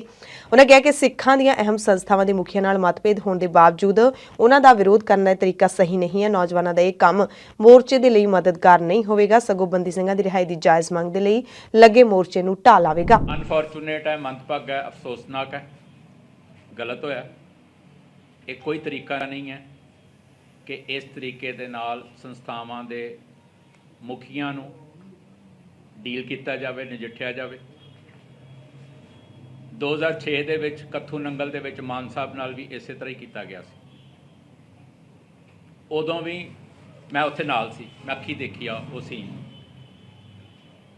ਔਰ ਅਸੀਂ ਉਸ ਦਿਨ ਤੋਂ ਲੈ ਕੇ ਅੱਜ ਤੱਕ ਇਹ ਕਹਿੰਦੇ ਪਏ ਹਾਂ ਕਿ ਜਿਹੜਾ ਇੱਕ ਕਲਚਰ ਹੈ ਨਾ ਆਪਸ ਵਿੱਚ ਆਗੂਆਂ ਦੇ ਪੱਗਾਂ ਨੂੰ ਪੈਣਾ, ਉਹਨਾਂ ਦੇ ਹੱਥੀ ਪੈਣਾ, ਉਹਨਾਂ ਨੂੰ ਮਾਰਨ ਤੱਕ ਪੈਣਾ, ਇਹ ਜਿਹੜਾ ਕਲਚਰ ਹੈ ਇਹ ਸਿੱਖ ਕਲਚਰ ਨਹੀਂ ਹੈ, ਇਹ ਅਸਿੱਖ ਕਲਚਰ ਹੈ। ਐੜਾ ਲਾ ਦਿਓ ਸਿੱਖ ਦੇ ਅੱਗੇ, ਅਸਿੱਖ ਕਲਚਰ ਹੈ। ਉਦੋਂ ਵੀ ਅਸਿੱਖ ਕਲਚਰ ਸੀ, ਕੱਲ ਵੀ ਅਸਿੱਖ ਕਲਚਰ ਹੈ। ਉਦੋਂ ਵੀ ਗਲਤ ਸੀ, ਕੱਲ ਵੀ ਗਲਤ ਹੈ। ਨਾ ਉਦੋਂ ਕਰਨ ਵਾਲੇ ਠੀਕ ਸੀ, ਨਾ ਕੱਲ ਕਰਨ ਵਾਲੇ ਠੀਕ ਨੇ। ਔਰ ਇਹ ਕੌਜ਼ ਨੂੰ ਡੈਮੇਜ ਕਰਦੀਆਂ ਗੱਲਾਂ, ਇਹ ਕੌਜ਼ ਨੂੰ ਹੈਲਪ ਨਹੀਂ ਕਰਦੀਆਂ ਜਿਸ ਕੌਜ਼ ਲਈ ਤੁਸੀਂ ਮੋਰਚੇ ਲਾਏ ਹੁੰਦੇ ਨੇ। ਸੋ ਇਹ ਨਹੀਂ ਹੋਣਾ ਚਾਹੀਦਾ ਸੀ। ਪੰਜਾਬ ਦੇ ਉਹਨਾਂ ਮਰੀਜ਼ਾਂ ਨੂੰ ਹੁਣ ਸੁੱਖ ਦਾ ਸਾਹ ਆ ਗਿਆ ਹੈ ਜਿਨ੍ਹਾਂ ਨੂੰ ਐਂਬੂਲੈਂਸ ਦੀ ਲੋੜ ਪੈਂਦੀ ਹੈ, ਕਿਉਂਕਿ ਐਂਬੂਲੈਂਸ ਮੁਲਾਜ਼ਮਾਂ ਨੇ ਆਪਣੀ ਹੜਤਾਲ ਖਤਮ ਕਰ ਦਿੱਤੀ ਹੈ। ਐਂਬੂਲੈਂਸ ਐਸੋਸੀਏਸ਼ਨ ਨੇ ਸਰਕਾਰ ਦੇ ਨਾਲ ਸਹਿਮਤੀ ਬਣਨ ਤੋਂ ਬਾਅਦ ਹੜਤਾਲ ਖਤਮ ਕੀਤੀ ਹੈ। ਲਾਡੋਵਾਲ ਟੋਲ ਪਲਾਜ਼ਾ ਤੇ ਪਿਛਲੇ 7 ਦਿਨਾਂ ਤੋਂ ਐਂਬੂਲੈਂਸ 108 ਮੁਲਾਜ਼ਮਾਂ ਦੀ ਹੜਤਾਲ ਚੱਲ ਰਹੀ ਸੀ। ਪੂਰੇ ਪੰਜਾਬ ਦੀਆਂ ਐਂਬੂਲੈਂਸ ਇੱਥੇ ਖੜੀਆਂ ਹੋਈਆਂ ਸਨ ਤੇ ਮੁਲਾਜ਼ਮ ਮੋਰਚੇ ਤੇ ਬੈਠੇ ਹੋਏ ਸਨ। ਐਂਬੂਲੈਂਸ ਐਸੋਸੀਏਸ਼ਨ ਦੀ ਕੈਬਨਿਟ ਮੰਤਰੀਆਂ ਦੇ ਨਾਲ ਲੰਬਾ ਸਮਾਂ ਮੀਟਿੰਗ ਹੋਈ ਹੈ। ਬੁੱਧਵਾਰ ਰਾਤ ਤੱਕ ਮੀਟਿੰਗ ਚੱਲੀ ਹੈ। ਇਸ ਦੌਰਾਨ ਸਰਕਾਰ ਨੇ 4 ਮੈਂਬਰੀ ਕਮੇਟੀ ਦਾ ਗਠਨ ਕਰ ਦਿੱਤਾ ਹੈ। ਮੁਲਾਜ਼ਮਾਂ ਦੀਆਂ ਮੁੱਖ ਮੰਗਾਂ ਨੇ ਤਨਖਾਹਾਂ ਵਧਾਉਣਾ, ਬਰਖਾਸਤ ਐਂਬੂਲੈਂਸ ਮੁਲਾਜ਼ਮਾਂ ਨੂੰ ਵਾਪਸ ਬਹਾਲ ਕਰਨਾ, ਜਿਸ ਨੂੰ ਸਰਕਾਰ ਨੇ ਜਲਦ ਪੂਰਾ ਕਰਨ ਦਾ ਭਰੋਸਾ ਦਿੱਤਾ ਹੈ। ਇਸ ਵੇਲੇ ਦੇ ਮੁੱਦੇ ਨਾਲ ਜੁੜੀ ਅਹਿਮ ਖਬਰ ਹੈ। ਪੰਜਾਬ ਤੇ ਹਰਿਆਣਾ ਦੇ ਵਿਚਾਲੇ ਜਿਹੜਾ ਪਾਣੀ ਦਾ ਮੁੱਦਾ ਚੱਲ ਰਿਹਾ ਹੈ, ਉਸ ਮੁੱਦੇ ਤੇ ਹੁਣ ਸੁਪਰੀਮ ਕੋਰਟ ਦੇ ਵਿੱਚ 15 ਮਾਰਚ ਨੂੰ ਸੁਣਵਾਈ ਹੋਵੇਗੀ। ਸੁਣਵਾਈ ਦੇ ਲਈ ਅਟਾਰਨੀ ਜਨਰਲ ਆਰ ਵੈਂਕਟਰਮਣੀ ਦੇ ਨਾ ਹੋਣ ਕਰਕੇ ਇਸ ਮਾਮਲੇ ਦੀ ਸੁਣਵਾਈ ਟਾਲੀ ਗਈ ਹੈ। ਹਰਿਆਣਾ ਨੇ ਅਦਾਲਤ ਨੂੰ ਦੱਸਿਆ ਕਿ ਸੁਪਰੀਮ ਕੋਰਟ ਦੇ ਨਿਰਦੇਸ਼ਾਂ ਤੋਂ ਬਾਅਦ ਦੋਵਾਂ ਸੂਬਿਆਂ ਦੇ ਮੁੱਖ ਮੰਤਰੀਆਂ ਦੇ ਵਿਚਾਲੇ 2 ਦੌਰ ਦੀਆਂ ਮੀਟਿੰਗਾਂ ਹੋ ਚੁੱਕੀਆਂ ਨੇ, ਪਰ ਕੋਈ ਨਤੀਜਾ ਨਹੀਂ ਨਿਕਲਿਆ। ਹੁਣ ਸੁਪਰੀਮ ਕੋਰਟ ਨੂੰ ਖੁਦ ਇਸ ਮੁੱਦੇ ਤੇ ਸੁਣਵਾਈ ਕਰਨੀ ਚਾਹੀਦੀ ਹੈ ਤੇ ਕੋਈ ਹੱਲ ਕੱਢਣਾ ਚਾਹੀਦਾ ਹੈ। ਕੇਂਦਰ ਸਰਕਾਰ ਦੇ ਵੱਲੋਂ ਦਰਅਸਲ ਐਸਓਐਲ ਦੇ ਮੁੱਦੇ ਤੇ ਸੁਪਰੀਮ ਕੋਰਟ ਵਿੱਚ ਆਪਣੀ ਰਿਪੋਰਟ ਰੱਖੀ ਜਾਣੀ ਸੀ। ਇਸ ਤੋਂ ਪਹਿਲਾਂ ਸੁਪਰੀਮ ਕੋਰਟ ਦੇ ਨਿਰਦੇਸ਼ ਤੇ 4 ਜਨਵਰੀ ਨੂੰ ਕੇਂਦਰ ਦੇ ਵੱਲੋਂ ਪੰਜਾਬ ਦੇ ਮੁੱਖ ਮੰਤਰੀ ਭਗਵੰਤ ਮਾਨ ਤੇ ਹਰਿਆਣਾ ਦੇ ਮੁੱਖ ਮੰਤਰੀ ਮਨੋਹਰ ਲਾਲ ਖੱਟਰ ਦੇ ਨਾਲ ਮੀਟਿੰਗ ਕੀਤੀ ਗਈ ਸੀ। ਸੈਂਟਰ ਦੇ ਮਿਨਿਸਟਰ ਜਿਹੜੇ ਕੇਂਦਰੀ ਜਲ ਮੰਤਰੀ ਗਜੇਂਦਰ ਸ਼ੇਖਾਵਤ ਨੇ ਉਹ ਵੀ ਇਸ ਮੀਟਿੰਗ ਦੇ ਵਿੱਚ ਮੌਜੂਦ ਸਨ, ਪਰ ਮੀਟਿੰਗ ਕਿਸੇ ਨਤੀਜੇ ਤੇ ਨਹੀਂ ਪਹੁੰਚੀ ਸੀ। ਪੰਜਾਬ ਦੇ ਮੁੱਖ ਮੰਤਰੀ ਨੇ ਇੱਕ ਵੀ ਤੁਪਕਾ ਪਾਣੀ ਦੇਣ ਤੋਂ ਇਨਕਾਰ ਕਰ ਦਿੱਤਾ। ਹਾਲਾਂਕਿ ਟ੍ਰਿਬਿਊਨਲ ਬਣਾਉਣ ਦੀ ਮੰਗ ਵੀ ਕਰ ਦਿੱਤੀ, ਜਿਸ ਦਾ ਪੰਜਾਬ ਦੇ ਵਿੱਚ ਵਿਰੋਧੀ ਪਾਰਟੀਆਂ ਨੇ ਵਿਰੋਧ ਕੀਤਾ। ਪੰਜਾਬ ਅਤੇ ਹਰਿਆਣਾ ਹਾਈ ਕੋਰਟ ਨੇ ਦੋਵੇਂ ਸੂਬਿਆਂ ਪੰਜਾਬ ਤੇ ਹਰਿਆਣਾ ਦੇ ਡੀਜੀਪੀਜ਼ ਨੂੰ ਤਲਬ ਕਰਕੇ ਜਵਾਬ ਮੰਗਿਆ ਹੈ। ਇਹ ਜਵਾਬ ਤਲਬੀ ਦੋਵਾਂ ਸੂਬਿਆਂ ਦੇ ਵਿੱਚ ਪੁਲਿਸ ਦੇ ਵੱਲੋਂ ਸੰਸਦ ਮੈਂਬਰਾਂ ਤੇ ਵਿਧਾਇਕਾਂ ਦੇ ਵਿਰੁੱਧ ਦਰਜ ਕੀਤੇ ਕੇਸਾਂ ਨੂੰ ਲੈ ਕੇ ਕੀਤੀ ਗਈ ਹੈ। ਮਾਮਲੇ ਦੀ ਅਗਲੀ ਸੁਣਵਾਈ 20 ਫਰਵਰੀ ਨੂੰ ਹੋਵੇਗੀ। ਜਿਹੜੀ ਵੀਰਵਾਰ ਦੀ ਸੁਣਵਾਈ ਹੈ ਉਸ ਦਰਮਿਆਨ ਹਾਈ ਕੋਰਟ ਨੇ ਦੋਵਾਂ ਸੂਬਿਆਂ ਦੀ ਰਿਪੋਰਟ ਤੇ ਤਲਖ ਟਿੱਪਣੀ ਕੀਤੀ। ਹਾਈ ਕੋਰਟ ਨੇ ਕਿਹਾ ਕਿ ਦੋਵੇਂ ਸੂਬਿਆਂ ਦੀ ਸਟੇਟਸ ਰਿਪੋਰਟ ਸੈਟੀਸਫਾਈਡ ਨਹੀਂ ਹੈ, ਸੰਤੁਸ਼ਟੀਜਨਕ ਨਹੀਂ ਹੈ, ਜਿਸ ਕਰਕੇ ਦੋਵੇਂ ਸੂਬਿਆਂ ਦੇ ਮੁੱਖ ਪੁਲਿਸ ਅਧਿਕਾਰੀਆਂ ਨੂੰ ਡੀਜੀਪੀਜ਼ ਨੂੰ ਤਲਬ ਕੀਤਾ ਗਿਆ। ਅਗਲੀ ਪੇਸ਼ੀ ਤੇ ਹਾਜ਼ਰ ਹੋ ਕੇ ਜਵਾਬ ਦੇਣ ਦੇ ਲਈ ਕਿਹਾ ਗਿਆ ਹੈ। ਹਦਾਇਤ ਵੀ ਕੀਤੀ ਗਈ ਹੈ ਕਿ ਸਾਰੇ ਕੇਸਾਂ ਦਾ ਨਿਪਟਾਰਾ ਜਲਦ ਤੋਂ ਜਲਦ ਕੀਤਾ ਜਾਵੇ। ਯਾਨੀ ਕਿ ਜਿਹੜੇ ਦੋਵਾਂ ਸੂਬਿਆਂ ਦੇ ਮਿਨਿਸਟਰ ਨੇ, ਲੀਡਰ ਨੇ, ਜਿਨ੍ਹਾਂ ਦੇ ਖਿਲਾਫ ਅਪਰਾਧਿਕ ਮਾਮਲੇ ਦਰਜ ਨੇ, ਉਹ ਇਹ ਮਾਮਲਾ ਚੱਲ ਰਿਹਾ ਹੈ। ਡੇਰਾ ਸਿਰਸਾ ਦਾ ਬਲਾਤਕਾਰੀ ਅਤੇ ਕਾਤਲ ਸਾਧ ਫੇਰ ਜੇਲ੍ਹ ਚੋਂ ਬਾਹਰ ਆਉਣਾ ਚਾਹੁੰਦਾ ਹੈ, ਵਾਰੀ-ਵਾਰੀ ਪੈਰੋਲ ਦੀ ਮੰਗ ਕਰ ਰਿਹਾ ਹੈ। ਹੁਣ ਪੁਸ਼ਟੀ ਕੀਤੀ ਹੈ ਜੇਲ੍ਹ ਅਧਿਕਾਰੀਆਂ ਨੇ ਕਿ ਰਾਮ ਰਹੀਮ ਨੇ 40 ਦਿਨ ਦੀ ਪੈਰੋਲ ਮੁੜ ਤੋਂ ਮੰਗੀ ਹੈ। ਸਾਧਵੀ ਜਬਰ ਜਨਾਹ ਤੇ ਪੱਤਰਕਾਰ ਰਾਮਚੰਦਰ ਛਤਰਪਤੀ ਤੇ ਰਣਜੀਤ ਸਿੰਘ ਦੇ ਕਤਲ ਮਾਮਲੇ ਦੇ ਵਿੱਚ ਗੁਰਮੀਤ ਰਾਮ ਰਹੀਮ ਰੋਹਤਕ ਦੀ ਸੁਨਾਰੀਆ ਜੇਲ੍ਹ ਦੇ ਵਿੱਚ ਬੰਦ ਹੈ। ਕੁਝ ਸਮਾਂ ਪਹਿਲਾਂ ਹੀ 40 ਦਿਨ ਦੀ ਪੈਰੋਲ ਕੱਟ ਕੇ ਗਿਆ ਹੈ ਤੇ ਹੁਣ ਜੇਲ੍ਹ ਮੰਤਰੀ ਰਣਜੀਤ ਸਿੰਘ ਨੇ ਦੱਸਿਆ ਕਿ ਡੇਰਾ ਮੁਖੀ ਦੇ ਵੱਲੋਂ 40 ਦਿਨਾਂ ਦੀ ਮੁੜ ਪੈਰੋਲ ਮੰਗੀ ਗਈ ਹੈ ਤੇ ਬੇਨਤੀ ਪੱਤਰ ਉਹ ਸੰਬੰਧਿਤ ਅਧਿਕਾਰੀਆਂ ਨੂੰ ਭੇਜ ਦਿੱਤਾ ਗਿਆ। ਹੁਣ ਪ੍ਰਸ਼ਾਸਨਿਕ ਅਧਿਕਾਰੀ ਤੈਅ ਕਰਨਗੇ ਕਿ ਪੈਰੋਲ ਮਿਲਣੀ ਹੈ ਜਾਂ ਨਹੀਂ ਮਿਲਣੀ। ਜੇ ਮਿਲਣੀ ਹੈ ਤਾਂ ਇਸਨੇ ਕਿੱਥੇ ਰਹਿਣਾ ਹੈ। ਦਰਅਸਲ ਡੇਰੇ ਦੇ ਵੱਲੋਂ 25 ਜਨਵਰੀ ਨੂੰ ਡੇਰੇ ਦੇ ਸਾਬਕਾ ਮੁਖੀ ਸ਼ਾਹ ਸਤਨਾਮ ਦਾ ਜਨਮ ਦਿਹਾੜਾ ਵੱਡੇ ਪੱਧਰ ਤੇ ਹਰ ਸਾਲ ਮਨਾਇਆ ਜਾਂਦਾ ਹੈ ਤੇ ਰਾਮ ਰਹੀਮ ਇਹਦੇ ਵਿੱਚ ਸ਼ਾਮਿਲ ਹੋਣਾ ਚਾਹੁੰਦਾ ਹੈ। ਯਾਨੀ ਕਿ ਇਹ ਤਾਂ ਜ਼ਾਹਿਰ ਹੈ ਕਿ ਜੇ ਰਾਮ ਰਹੀਮ ਨੂੰ ਪੈਰੋਲ ਮਿਲਦੀ ਹੈ ਤਾਂ ਉਹ ਡੇਰਾ ਸਿਰਸਾ ਜਾਏਗਾ। ਹਾਲਾਂਕਿ ਹੁਣ ਤੱਕ ਇੱਕ ਵਾਰ ਵੀ ਉਸਨੂੰ ਡੇਰਾ ਸਿਰਸਾ ਜਾਣ ਦੀ ਇਜਾਜ਼ਤ ਨਹੀਂ ਮਿਲੀ ਹੈ। ਜਦੋਂ ਵੀ ਪੈਰੋਲ ਮਿਲੀ ਹੈ ਉਸਨੂੰ ਕਿਸੇ ਹੋਰ ਥਾਂ ਤੇ ਭੇਜਿਆ ਗਿਆ ਹੈ, ਪਰ ਐਤਕੀ ਉਸਨੇ ਪੈਰੋਲ ਹੀ ਡੇਰਾ ਸਿਰਸਾ ਜਾਣ ਦੀ ਮੰਗੀ ਹੈ ਤੇ ਜੇ ਐਤਕੀ ਫੇਰ ਸਾਧ ਨੂੰ ਪੈਰੋਲ ਮਿਲਦੀ ਹੈ ਤਾਂ ਇਸ ਦਾ ਵਿਰੋਧ ਹੈ ਜਿਹੜਾ ਉਹ ਜ਼ਾਹਿਰ ਤੌਰ ਤੇ ਪੀੜਤਾਂ ਦੇ ਵੱਲੋਂ ਵੀ ਕੀਤਾ ਜਾਏਗਾ। ਤੇ ਦੂਸਰਾ ਵੀ ਸਵਾਲ ਉੱਠਦਾ ਹੈ ਕਿ ਜਿਹੜਾ ਜਨਮ ਦਿਹਾੜਾ ਹੈ ਉਹ ਤਾਂ ਇੱਕ ਦਿਨ ਮਨਾਇਆ ਜਾਣਾ, ਜਨਮ ਦਿਨ ਇੱਕ ਦਿਨ ਮਨਾਇਆ ਜਾਣਾ, ਤਾਂ 40 ਦਿਨ ਦੀ ਪੈਰੋਲ ਮੰਗਣ ਦਾ ਮਤਲਬ ਕੀ ਬਣਦਾ ਹੈ। 8 ਦਿਨਾਂ ਤੋਂ ਪੰਜਾਬ ਦੇ ਵੱਖ-ਵੱਖ ਸ਼ਹਿਰਾਂ ਚੋਂ ਲੰਘ ਰਹੀ ਕਾਂਗਰਸ ਦੀ ਭਾਰਤ ਜੋੜੋ ਯਾਤਰਾ ਦਾ ਵੀਰਵਾਰ ਨੂੰ ਪੰਜਾਬ ਦੇ ਵਿੱਚ ਆਖਰੀ ਦਿਨ ਰਿਹਾ। ਕਾਂਗਰਸ ਦੇ ਸਾਬਕਾ ਪ੍ਰਧਾਨ ਰਾਹੁਲ ਗਾਂਧੀ ਕੰਨਿਆ ਕੁਮਾਰੀ ਤੋਂ ਕਸ਼ਮੀਰ ਤੱਕ ਭਾਰਤ ਭਾਰਤ ਜੋੜੋ ਯਾਤਰਾ ਤੇ ਹਨ ਤੇ ਹੁਣ ਇਹ ਦਿਨ ਨੇ ਜਿਹੜੇ ਉਹ ਭਾਰਤ ਜੋੜੋ ਯਾਤਰਾ ਦੇ ਅਖੀਰਲੇ ਦਿਨ ਚੱਲ ਰਹੇ ਨੇ, ਕਿਉਂਕਿ ਪੰਜਾਬ ਤੋਂ ਬਾਅਦ 20 ਜਨਵਰੀ ਨੂੰ ਇਹ ਯਾਤਰਾ ਜੰਮੂ ਕਸ਼ਮੀਰ ਦੇ ਵਿੱਚ ਦਾਖਲ ਹੋ ਜਾਏਗੀ ਤੇ 30 ਜਨਵਰੀ ਨੂੰ ਇੱਥੇ ਹੀ ਇਹ ਯਾਤਰਾ ਸਮਾਪਤ ਹੋ ਜਾਵੇਗੀ।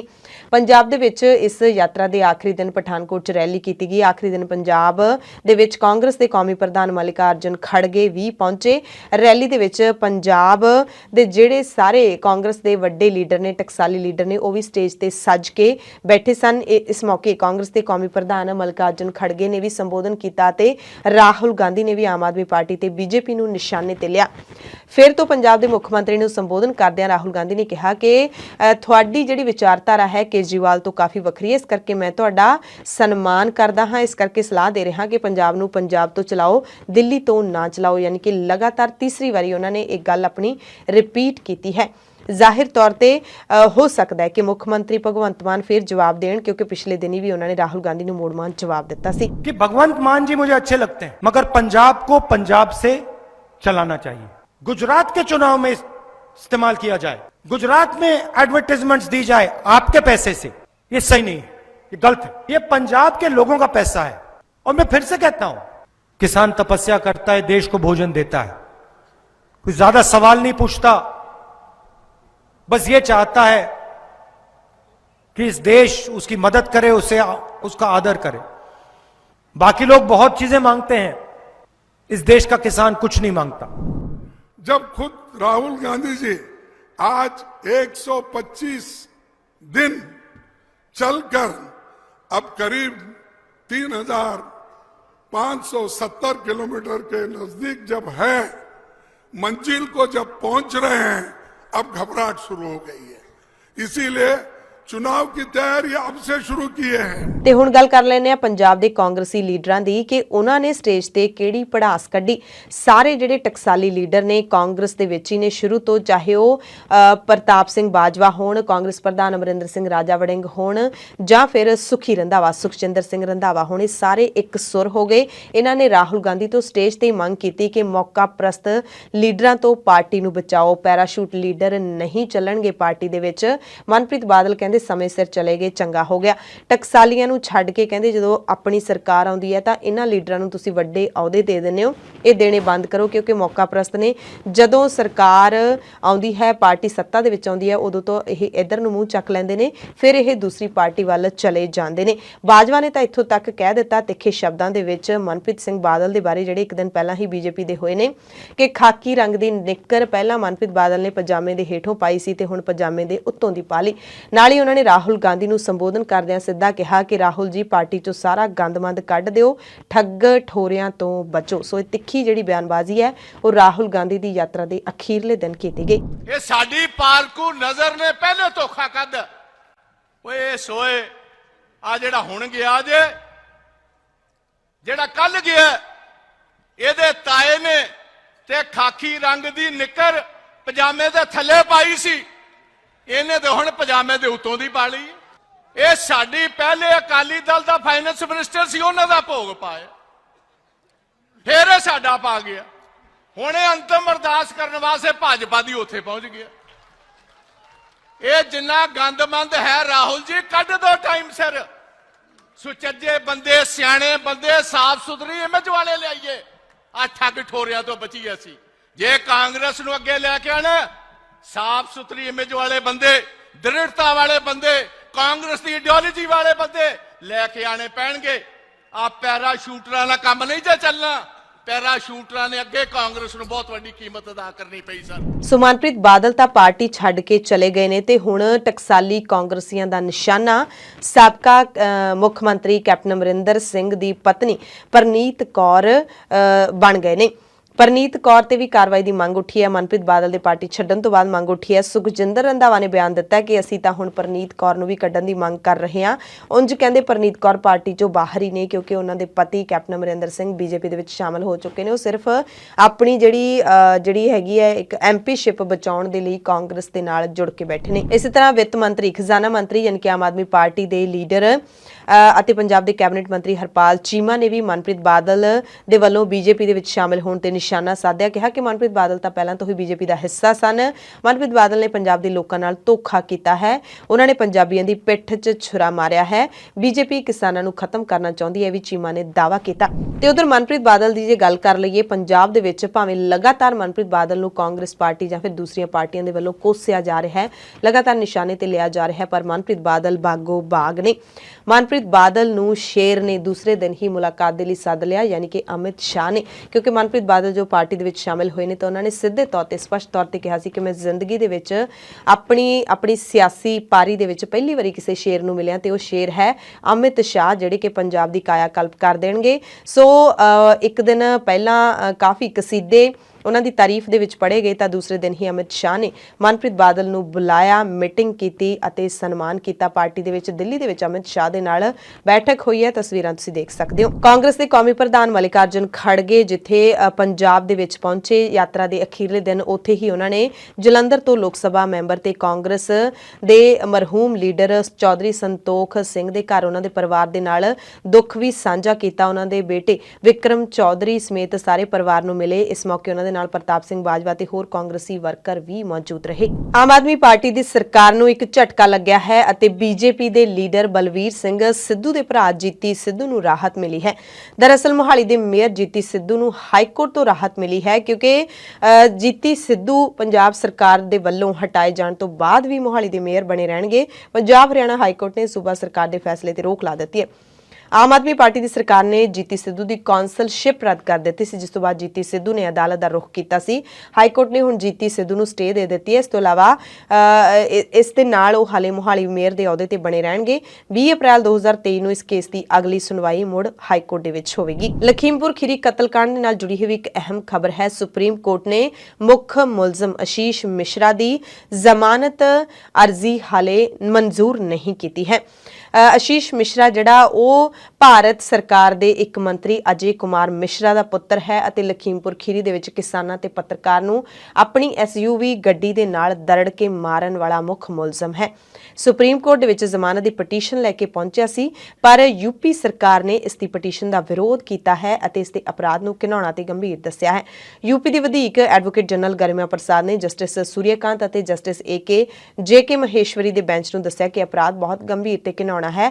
ਇਹਦੇ ਨਾਲ ਸਮਾਜ ਦੇ ਵਿੱਚ ਗਲਤ ਸੰਦੇਸ਼ ਜਾਊਗਾ ਜੇ ਇਸ ਨੂੰ ਜ਼ਮਾਨਤ ਦਿੱਤੀ ਜਾਊਗੀ। ਇਸ ਕਰਕੇ ਅਦਾਲਤ ਨੇ ਮਿਸ਼ਰਾ ਦੀ ਜ਼ਮਾਨਤ ਰੱਦ ਤਾਂ ਨਹੀਂ ਕੀਤੀ, ਪਰ ਫੈਸਲਾ ਰਾਖਵਾਂ ਰੱਖ ਲਿਆ। ਦਿੱਲੀ ਦੇ ਵਿੱਚ ਜੰਤਰ ਮੰਤਰ ਤੇ ਭਾਰਤ ਦੇ ਪਹਿਲਵਾਨ ਉਸੇ ਤਰ੍ਹਾਂ ਧਰਨੇ ਉੱਤੇ ਬੈਠੇ ਹੋਏ ਨੇ।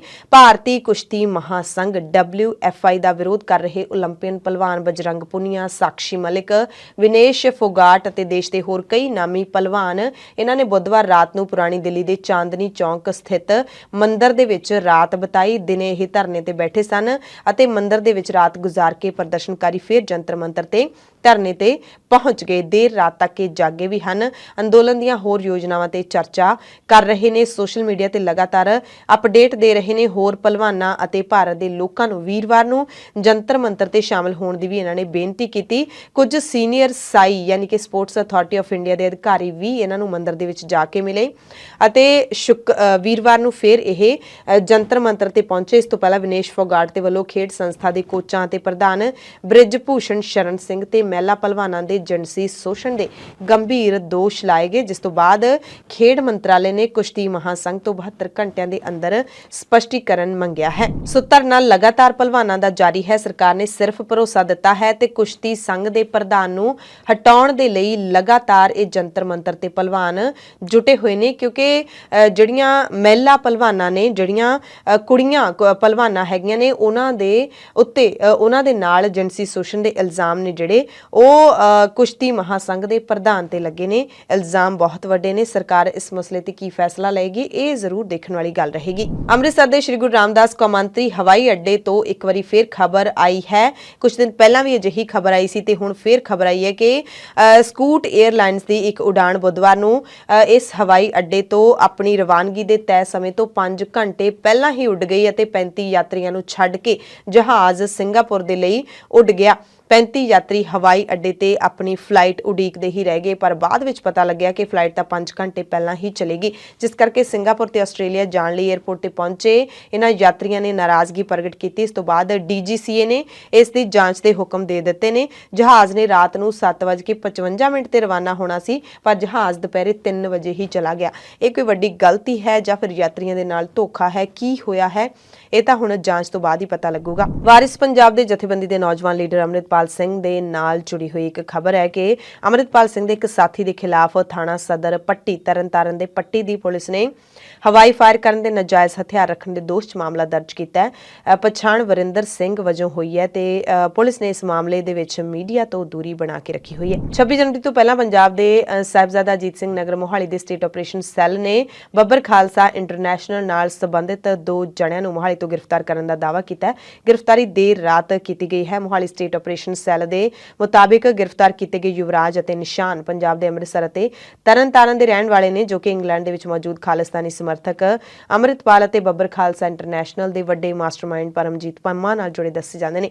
ਫੜੇ ਗਏ ਦੋਵਾਂ ਜਣਿਆਂ ਤੋਂ ਇੱਕ ਪਿਸਤੌਲ ਵੀ ਬਰਾਮਦ ਹੋਇਆ ਹੈ ਤੇ ਪੁਲਿਸ ਦੇ ਦਾਅਵੇ ਦੇ ਮੁਤਾਬਿਕ ਇਹਨਾਂ ਦੋਵਾਂ ਦਾ ਨਿਸ਼ਾਨਾ ਪੰਜਾਬ ਦੇ ਵਿੱਚ ਕੁਝ ਹਿੰਦੂ ਲੀਡਰ ਸਨ। ਟਾਰਗੇਟ ਕਿਲਿੰਗ ਇਹਨਾਂ ਨੇ ਕਰਨੀਆਂ ਸਨ। ਇੱਕ ਹੋਰ ਖਬਰ ਗੈਂਗਸਟਰਾਂ ਦੇ ਨਾਲ ਜੁੜੀ ਹੋਈ ਹੈ। ਇਹ ਕੈਟੇਗਰੀ ਦੇ ਗੈਂਗਸਟਰ ਐਲਾਨੇ ਗਏ ਤੀਰਥ ਢਿਲਵਾਂ ਦੀ ਅਚਾਨਕ ਮੌਤ ਹੋ ਗਈ ਹੈ। ਢਿਲਵਾਂ ਕੁਝ ਦਿਨ ਪਹਿਲਾਂ ਹੀ ਜ਼ਮਾਨਤ ਤੇ ਬਾਹਰ ਆਇਆ ਸੀ। ਉਸ ਦੀ ਮੌਤ ਦਾ ਕਾਰਨ ਬ੍ਰੇਨ ਹੈਮਰੇਜ ਦੱਸਿਆ ਜਾ ਰਿਹਾ ਹੈ। ਲੁਧਿਆਣਾ ਦੇ CMC ਹਸਪਤਾਲ ਦੇ ਵਿੱਚ ਇਲਾਜ ਲਈ ਵੀ ਲੈ ਕੇ ਗਏ, ਉੱਥੇ ਹੀ ਮੌਤ ਹੋ ਗਈ। ਗੈਂਗਸਟਰ ਵਿੱਕੀ ਗੌਂਡਰ ਦੇ ਐਨਕਾਊਂਟਰ ਤੋਂ ਬਾਅਦ ਉਸਨੇ ਆਤਮ ਸਮਰਪਣ ਕਰ ਦਿੱਤਾ ਸੀ, ਸਰੈਂਡਰ ਕਰ ਦਿੱਤਾ ਸੀ। ਦਿੱਲੀ ਅੰਮ੍ਰਿਤਸਰ ਨੈਸ਼ਨਲ ਹਾਈਵੇ ਤੇ ਦੁਰਾਹਾ ਵਿਖੇ ਹਾਈਟੈਕ ਨਾਕੇ ਦੌਰਾਨ ਖੰਨਾ ਪੁਲਿਸ ਨੂੰ ਵੱਡੀ ਸਫਲਤਾ ਮਿਲੀ ਹੈ। ਆਰਟਿਕਾ ਕਾਰ ਦੇ ਵਿੱਚੋਂ 1 ਕੁਇੰਟਲ 66 ਕਿਲੋ ਚਾਂਦੀ ਬਰਾਮਦ ਕੀਤੀ ਗਈ ਹੈ, ਜਿਸ ਦੀ ਕੀਮਤ 1.25 ਕਰੋੜ ਰੁਪਏ ਦੱਸੀ ਜਾ ਰਹੀ ਹੈ। ਕਾਰ ਦੀ ਡਿੱਗੀ ਦੇ ਵਿੱਚ ਸਪੈਸ਼ਲ ਥਾਂ ਬਣਾ ਕੇ ਚਾਂਦੀ ਲੁਕੋ ਕੇ ਰੱਖੀ ਗਈ ਸੀ ਤੇ ਯੂਪੀ ਅਤੇ ਹਰਿਆਣਾ ਦੀ ਪੁਲਿਸ ਤੋਂ ਬਚ ਕੇ ਇਹ ਵਿਅਕਤੀ ਪੰਜਾਬ ਪਹੁੰਚੇ ਸੀ, ਪਰ ਪੰਜਾਬ ਪੁਲਿਸ ਨੇ ਇਹਨਾਂ ਨੂੰ ਕਾਬੂ ਕਰ ਲਿਆ। ਯੂਪੀ ਤੋਂ ਅੰਮ੍ਰਿਤਸਰ ਚਾਂਦੀ ਲਿਜਾ ਰਹੇ ਸਨ। ਸ਼੍ਰੀ ਅਕਾਲ ਤਖਤ ਸਾਹਿਬ ਦੇ ਕਾਰਜਕਾਰੀ ਜਥੇਦਾਰ ਗਿਆਨੀ ਹਰਪ੍ਰੀਤ ਸਿੰਘ ਨੇ ਤਖਤ ਸ੍ਰੀ ਦਮਦਮਾ ਸਾਹਿਬ ਵਿਖੇ 5 ਫਰਵਰੀ ਨੂੰ ਰੱਖੇ ਗਏ ਕੌਮੀ ਦਸਤਾਰਬੰਦੀ ਸਮਾਗਮ ਦੇ ਵਿੱਚ ਪਹੁੰਚਣ ਦਾ ਸਭ ਨੂੰ ਸੱਦਾ ਦਿੱਤਾ ਹੈ। ਇਸ ਮੌਕੇ 3100 ਬੱਚੇ ਤਖਤ ਸ੍ਰੀ ਦਮਦਮਾ ਸਾਹਿਬ ਵਿਖੇ ਆਪਣੇ ਸਿਰਾਂ ਤੇ ਦਸਤਾਰਾਂ ਸਜਾਉਣਗੇ।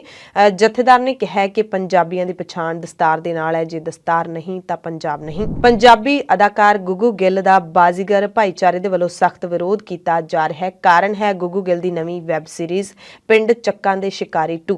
ਬਾਜ਼ੀਗਰ ਭਾਈਚਾਰੇ ਦਾ ਦੋਸ਼ ਹੈ ਕਿ ਇਸ ਵੈਬ ਸੀਰੀਜ਼ ਦੇ ਵਿੱਚ ਬਾਜ਼ੀਗਰ ਭਾਈਚਾਰੇ ਬਾਰੇ ਵਿਵਾਦਿਤ ਟਿੱਪਣੀ ਕੀਤੀ ਗਈ ਹੈ। ਹਾਲਾਂਕਿ ਗੁੱਗੂ ਗਿੱਲ ਨੇ ਇਸ ਲਈ ਭਾਈਚਾਰੇ ਤੋਂ ਮਾਫੀ ਵੀ ਮੰਗੀ ਹੈ। ਫੇਸਬੁੱਕ ਪੇਜ ਤੇ ਵੀਡੀਓ ਪਾ ਕੇ ਮਾਫੀ ਮੰਗਦਿਆਂ ਉਹਨਾਂ ਕਿਹਾ ਕਿ ਅਸੀਂ ਸਾਰੀ ਟੀਮ ਖਿਮਾ ਦੇ ਯਾਚਕਾਂ ਜੇ ਬਾਜ਼ੀਗਰ ਭਾਈਚਾਰੇ ਦੀਆਂ ਭਾਵਨਾਵਾਂ ਨੂੰ ਤਕਲੀਫ ਪਹੁੰਚੀ ਹੈ। ਇਸ ਦੇ ਨਾਲ ਹੀ ਇਸ ਵੈਬ ਸੀਰੀਜ਼ ਦੇ ਵਿੱਚੋਂ ਜੋ ਗੱਲ ਇਹਨਾਂ ਨੂੰ ਬਾਜ਼ੀਗਰ ਭਾਈਚਾਰੇ ਨੂੰ ਇਤਰਾਜ਼ਯੋਗ ਲੱਗਦੀ ਹੈ ਉਸ ਨੂੰ ਵੀ ਹਟਾ ਦਿੱਤਾ ਗਿਆ। ਇਸ ਮਹੀਨੇ 13 ਜਨਵਰੀ ਨੂੰ ਗੁੱਗੂ ਗਿੱਲ ਦੀ ਵੈਬ ਸੀਰੀਜ਼ ਰਿਲੀਜ਼ ਹੋਈ, ਜਿਸ ਦੇ ਵਿੱਚ ਕੁਝ ਅਜਿਹੀ ਸ਼ਬਦਾਵਲੀ ਦਾ ਇਸਤੇਮਾਲ ਕੀਤਾ ਗਿਆ ਜੋ ਬਾਜ਼ੀਗਰ ਭਾਈਚਾਰੇ ਨੂੰ ਪਸੰਦ ਨਹੀਂ ਆਈ। ਪੰਜਾਬ ਦੀ ਕੈਬਨਿਟ ਮੰਤਰੀ ਬਲਜੀਤ ਕੌਰ ਨੇ ਬਿਆਨ ਦਿੱਤਾ ਹੈ ਕਿ ਜਿਹੜੇ ਪੰਜਾਬ ਦੇ ਲੋਕਾਂ ਨੇ ਬਿਨਾਂ ਯੋਗਤਾ ਤੋਂ ਬੁਢਾਪਾ ਪੈਨਸ਼ਨਾਂ ਲਈਆਂ, ਉਹਨਾਂ ਤੋਂ ਪੰਜਾਬ ਸਰਕਾਰ ਛੇਤੀ ਸਾਰੇ ਪੈਸੇ ਵਾਪਸ ਮੁੜਵਾਏਗੀ। ਰਾਸ਼ੀ ਕਰੋੜਾਂ ਦੇ ਵਿੱਚ ਬਣਦੀ ਹੈ। ਮਾਨਸਾ ਦੇ ਵਿੱਚ ਕੈਬਨਿਟ ਮੰਤਰੀ ਡਾਕਟਰ ਬਲਜੀਤ ਕੌਰ ਪਹੁੰਚੇ ਹੋਏ ਸਨ। ਇਸ ਮੌਕੇ ਖਾਸ ਗੱਲ ਇਹ ਰਹੀ ਕਿ ਉਹਨਾਂ ਦੇ ਨਾਲ ਡਾਕਟਰ ਵਿਜੇ ਸਿੰਗਲਾ ਵੀ ਮੌਜੂਦ ਸਨ, ਜਿਨ੍ਹਾਂ ਨੂੰ ਕਿ ਕੈਬਨਿਟ ਚੋਂ ਬਰਖਾਸਤ ਕੀਤਾ ਗਿਆ ਹੈ। ਮਾਨਸਾ ਦੇ ਵਿੱਚ ਡਾਕਟਰ ਬਲਜੀਤ ਕੌਰ ਨੇ ਵਿਕਾਸ ਕਾਰਜਾਂ ਦਾ ਜਾਇਜ਼ਾ ਲਿਆ ਅਤੇ ਇਹ ਅਹਿਮ ਬਿਆਨ ਦਿੱਤਾ। ਦਿੱਲੀ ਮਹਿਲਾ ਕਮਿਸ਼ਨ ਦੀ ਚੇਅਰਪਰਸਨ ਸਵਾਤੀ ਮਾਲੀਵਾਲ ਅਕਸਰ ਇਸ ਸੁਰਖੀਆਂ ਦੇ ਵਿੱਚ ਰਹਿੰਦੇ ਨੇ। ਕੁੜੀਆਂ ਦੇ ਨਾਲ ਜਿੱਥੇ ਕਿਤੇ ਵੀ ਗਲਤ ਹੁੰਦਾ ਹੈ ਉਸ ਨੂੰ ਲੈ ਕੇ ਸਖਤ ਆਵਾਜ਼ ਸਵਾਤੀ ਮਾਲੀਵਾਲ ਬੁਲੰਦ ਕਰਦੀ ਹੈ। ਪਰ ਹੁਣ ਸਵਾਤੀ ਮਾਲੀਵਾਲ ਦੇ ਨਾਲ ਇੱਕ ਅਜਿਹੀ ਘਟਨਾ ਵਾਪਰੀ ਹੈ ਜਿਸ ਨੂੰ ਸੁਣ ਕੇ ਹੈਰਾਨ ਰਹਿ ਜਾਓਗੇ ਤੇ ਇਸ ਦੀ ਜਾਣਕਾਰੀ ਖੁਦ ਸਵਾਤੀ ਮਾਲੀਵਾਲ ਨੇ ਦਿੱਤੀ ਹੈ ਕਿ ਲੰਘੀ ਦੇਰ ਰਾਤ ਜਦੋਂ ਦਿੱਲੀ ਦੇ ਵਿੱਚ ਔਰਤਾਂ ਦੀ ਸੁਰੱਖਿਆ ਦੇ ਹਾਲਾਤਾਂ ਦਾ ਨਿਰੀਖਣ ਕਰ ਰਹੀ ਸੀ ਤਾਂ ਇੱਕ ਕਾਰ ਦੇ ਡਰਾਈਵਰ ਨੇ ਸ਼ਰਾਬੀ ਹਾਲਤ ਦੇ ਵਿੱਚ ਇਹਨਾਂ ਦੇ ਨਾਲ ਛੇੜਛਾੜ ਕੀਤੀ। ਦਿੱਲੀ ਕਮਿਸ਼ਨ ਦੀ ਚੇਅਰਪਰਸਨ ਦੇ ਨਾਲ ਛੇੜਛਾੜ ਕੀਤੀ ਤੇ ਜਦੋਂ ਉਸ ਨੂੰ ਫੜਨ ਦੀ ਕੋਸ਼ਿਸ਼ ਕੀਤੀ ਸਵਾਤੀ ਮਾਲੀਵਾਲ ਨੇ ਤਾਂ ਉਸਨੇ ਸ਼ੀਸ਼ਾ ਬੰਦ ਕਰ ਦਿੱਤਾ ਅਤੇ ਹੱਥ ਹੈ ਜਿਹੜਾ ਉਹ ਕਾਰ ਦੇ ਸ਼ੀਸ਼ੇ ਦੇ ਵਿੱਚ ਆ ਗਿਆ ਤੇ ਕਈ ਕਿਲੋਮੀਟਰ ਤੱਕ ਇਹ ਘੜੀਸਦਾ ਚਲਾ ਗਿਆ। ਯਾਨੀ ਕਿ ਕਾਰ ਦੇ ਸ਼ੀਸ਼ੇ ਵਿੱਚ ਹੱਥ ਸਵਾਤੀ ਮਾਲੀਵਾਲ ਦਾ ਦੇ ਦਿੱਤਾ ਤੇ ਕਈ ਕਿਲੋਮੀਟਰ ਤੱਕ ਨਹੀਂ, ਮੀਟਰ ਤੱਕ 15 ਮੀਟਰ ਤੱਕ ਧੂ ਕੇ ਲੈ ਗਿਆ। ਤਾਂ ਸਵਾਤੀ ਮਾਲੀਵਾਲ ਨੇ ਰੱਬ ਦਾ ਸ਼ੁਕਰਾਨਾ ਕੀਤਾ ਕਿ ਰੱਬ ਦੀ ਕਿਰਪਾ ਦੇ ਨਾਲ ਮੇਰੀ ਜਾਨ ਬਚ ਗਈ ਹੈ। ਜੇ ਕਹਿੰਦੇ ਦਿੱਲੀ ਦੇ ਵਿੱਚ ਮਹਿਲਾ ਕਮਿਸ਼ਨ ਦੀ ਚੇਅਰਪਰਸਨ ਹੀ ਸੁਰੱਖਿਅਤ ਨਹੀਂ ਹੈ ਤਾਂ ਹਾਲਾਤਾਂ ਦਾ ਅੰਦਾਜ਼ਾ ਲਾਇਆ ਜਾ ਸਕਦਾ ਹੈ ਕਿ ਇੱਥੇ ਕੌਣ ਸੁਰੱਖਿਅਤ ਹੈ। ਡੀਸੀਪੀ ਦੱਖਣੀ ਚੰਦਨ ਚੌਧਰੀ ਨੇ ਦੱਸਿਆ ਕਿ ਮਾਲੀਵਾਲ ਮੁਤਾਬਿਕ ਉਹ ਤੜਕੇ 2:45 ਤੇ ਯਾਨੀ ਕਿ ਅੱਧੀ ਰਾਤ ਤੋਂ ਵੱਧ ਸਮਾਂ ਹੋ ਗਿਆ ਸੀ। ਉਸ ਟਾਈਮ ਦੇ ਕਰੀਬ all India institute of medical sciences ਦੇ ਬਾਹਰੋਂ ਆਪਣੀ ਟੀਮ ਦੇ ਨਾਲ ਪਹੁੰਚੀ ਹੋਈ ਸੀ ਕਿ ਦਿੱਲੀ ਦੇ ਵਿੱਚ ਔਰਤਾਂ ਕੁੜੀਆਂ ਕਿੰਨੀਆਂ ਕੁ ਸੁਰੱਖਿਅਤ ਨੇ। ਸੋ ਪੁਲਿਸ ਨੇ ਦੱਸਿਆ ਕਿ ਮੁਲਜ਼ਮ ਨੂੰ ਗ੍ਰਿਫਤਾਰ ਕਰ ਲਿਆ ਗਿਆ। ਉਸ ਦੀ ਪਛਾਣ ਹੈ ਜਿਹੜੀ ਹਰੀਸ਼ ਚੰਦਰ ਵਜੋਂ ਹੋਈ ਹੈ। ਉਹ ਦਿੱਲੀ ਦੇ ਸੰਗਮ ਵਿਹਾਰ ਦਾ ਰਹਿਣ ਵਾਲਾ ਹੈ। ਹੁਣ ਤੁਹਾਨੂੰ ਮੱਧ ਪ੍ਰਦੇਸ਼ ਦੇ ਵਿੱਚ ਚੱਲ ਰਹੀ ਹਾਕੀ ਵਿਸ਼ਵ ਕੱਪ ਦੀ ਅਪਡੇਟ ਦੇ ਦਿੰਦੇ ਹਾਂ। 19 ਜਨਵਰੀ ਨੂੰ 4 ਅਹਿਮ ਮੁਕਾਬਲੇ ਹੋਏ ਨੇ। ਇੱਕ ਮੁਕਾਬਲੇ ਨੇ ਇਤਿਹਾਸ ਰਚ ਦਿੱਤਾ ਹੈ। ਨੀਦਰਲੈਂਡ ਨੇ ਚਿਲੀ ਨੂੰ 14-0 ਦੇ ਫਰਕ ਨਾਲ ਹਰਾ ਦਿੱਤਾ, ਯਾਨੀ ਕਿ ਨੀਦਰਲੈਂਡ ਨੇ 14 ਗੋਲ ਕੀਤੇ ਜਦਕਿ ਚਿਲੀ ਦੀ ਟੀਮ ਇੱਕ ਵੀ ਗੋਲ ਨਹੀਂ ਕਰ ਸਕੀ। ਅਤੇ ਇਸ ਮੈਚ ਤੋਂ ਬਾਅਦ ਨੀਦਰਲੈਂਡ ਨੇ ਆਸਟ੍ਰੇਲੀਆ ਦਾ ਇੱਕ ਮੈਚ ਵਿੱਚ ਸਭ ਤੋਂ ਵੱਧ ਗੋਲ ਕਰਨ ਦਾ ਰਿਕਾਰਡ ਤੋੜ ਦਿੱਤਾ ਤੇ ਹੁਣ ਇਹ ਰਿਕਾਰਡ ਨੀਦਰਲੈਂਡ ਦੇ ਨਾਮ ਬੋਲਣ ਲੱਗਿਆ। 19 ਜਨਵਰੀ ਨੂੰ ਭਾਰਤ ਅਤੇ ਵੇਲਜ਼ ਦੇ ਵਿਚਾਲੇ ਵੀ ਮੁਕਾਬਲਾ ਹੋਇਆ। ਹੁਣ ਇੱਕ ਬਹੁਤ ਜ਼ਰੂਰੀ ਖਬਰ ਉਹਨਾਂ ਸਾਰੇ ਮਾਪਿਆਂ ਦੇ ਲਈ ਦੱਸ ਰਹੇ ਹਾਂ ਜਿਨ੍ਹਾਂ ਦੇ ਬੱਚੇ ਮੋਬਾਈਲ ਦੀ ਵਰਤੋਂ ਕਰਦੇ ਹਨ ਤੇ ਮੈਨੂੰ ਲੱਗਦਾ ਹੈ ਕਿ ਅੱਜ ਦੇ ਯੁੱਗ ਦੇ ਵਿੱਚ ਕੋਈ ਵੀ ਅਜਿਹਾ ਮਾਂ-ਪਿਓ ਨਹੀਂ ਹੈ ਜਾਂ ਫਿਰ ਅਜਿਹਾ ਕੋਈ ਬੱਚਾ ਨਹੀਂ ਹੈ ਦੁਨੀਆ ਦਾ ਜਿਹੜਾ ਕਿ ਸਮਾਰਟਫੋਨ ਦੀ ਵਰਤੋਂ ਨਾ ਕਰਦਾ ਹੋਵੇ।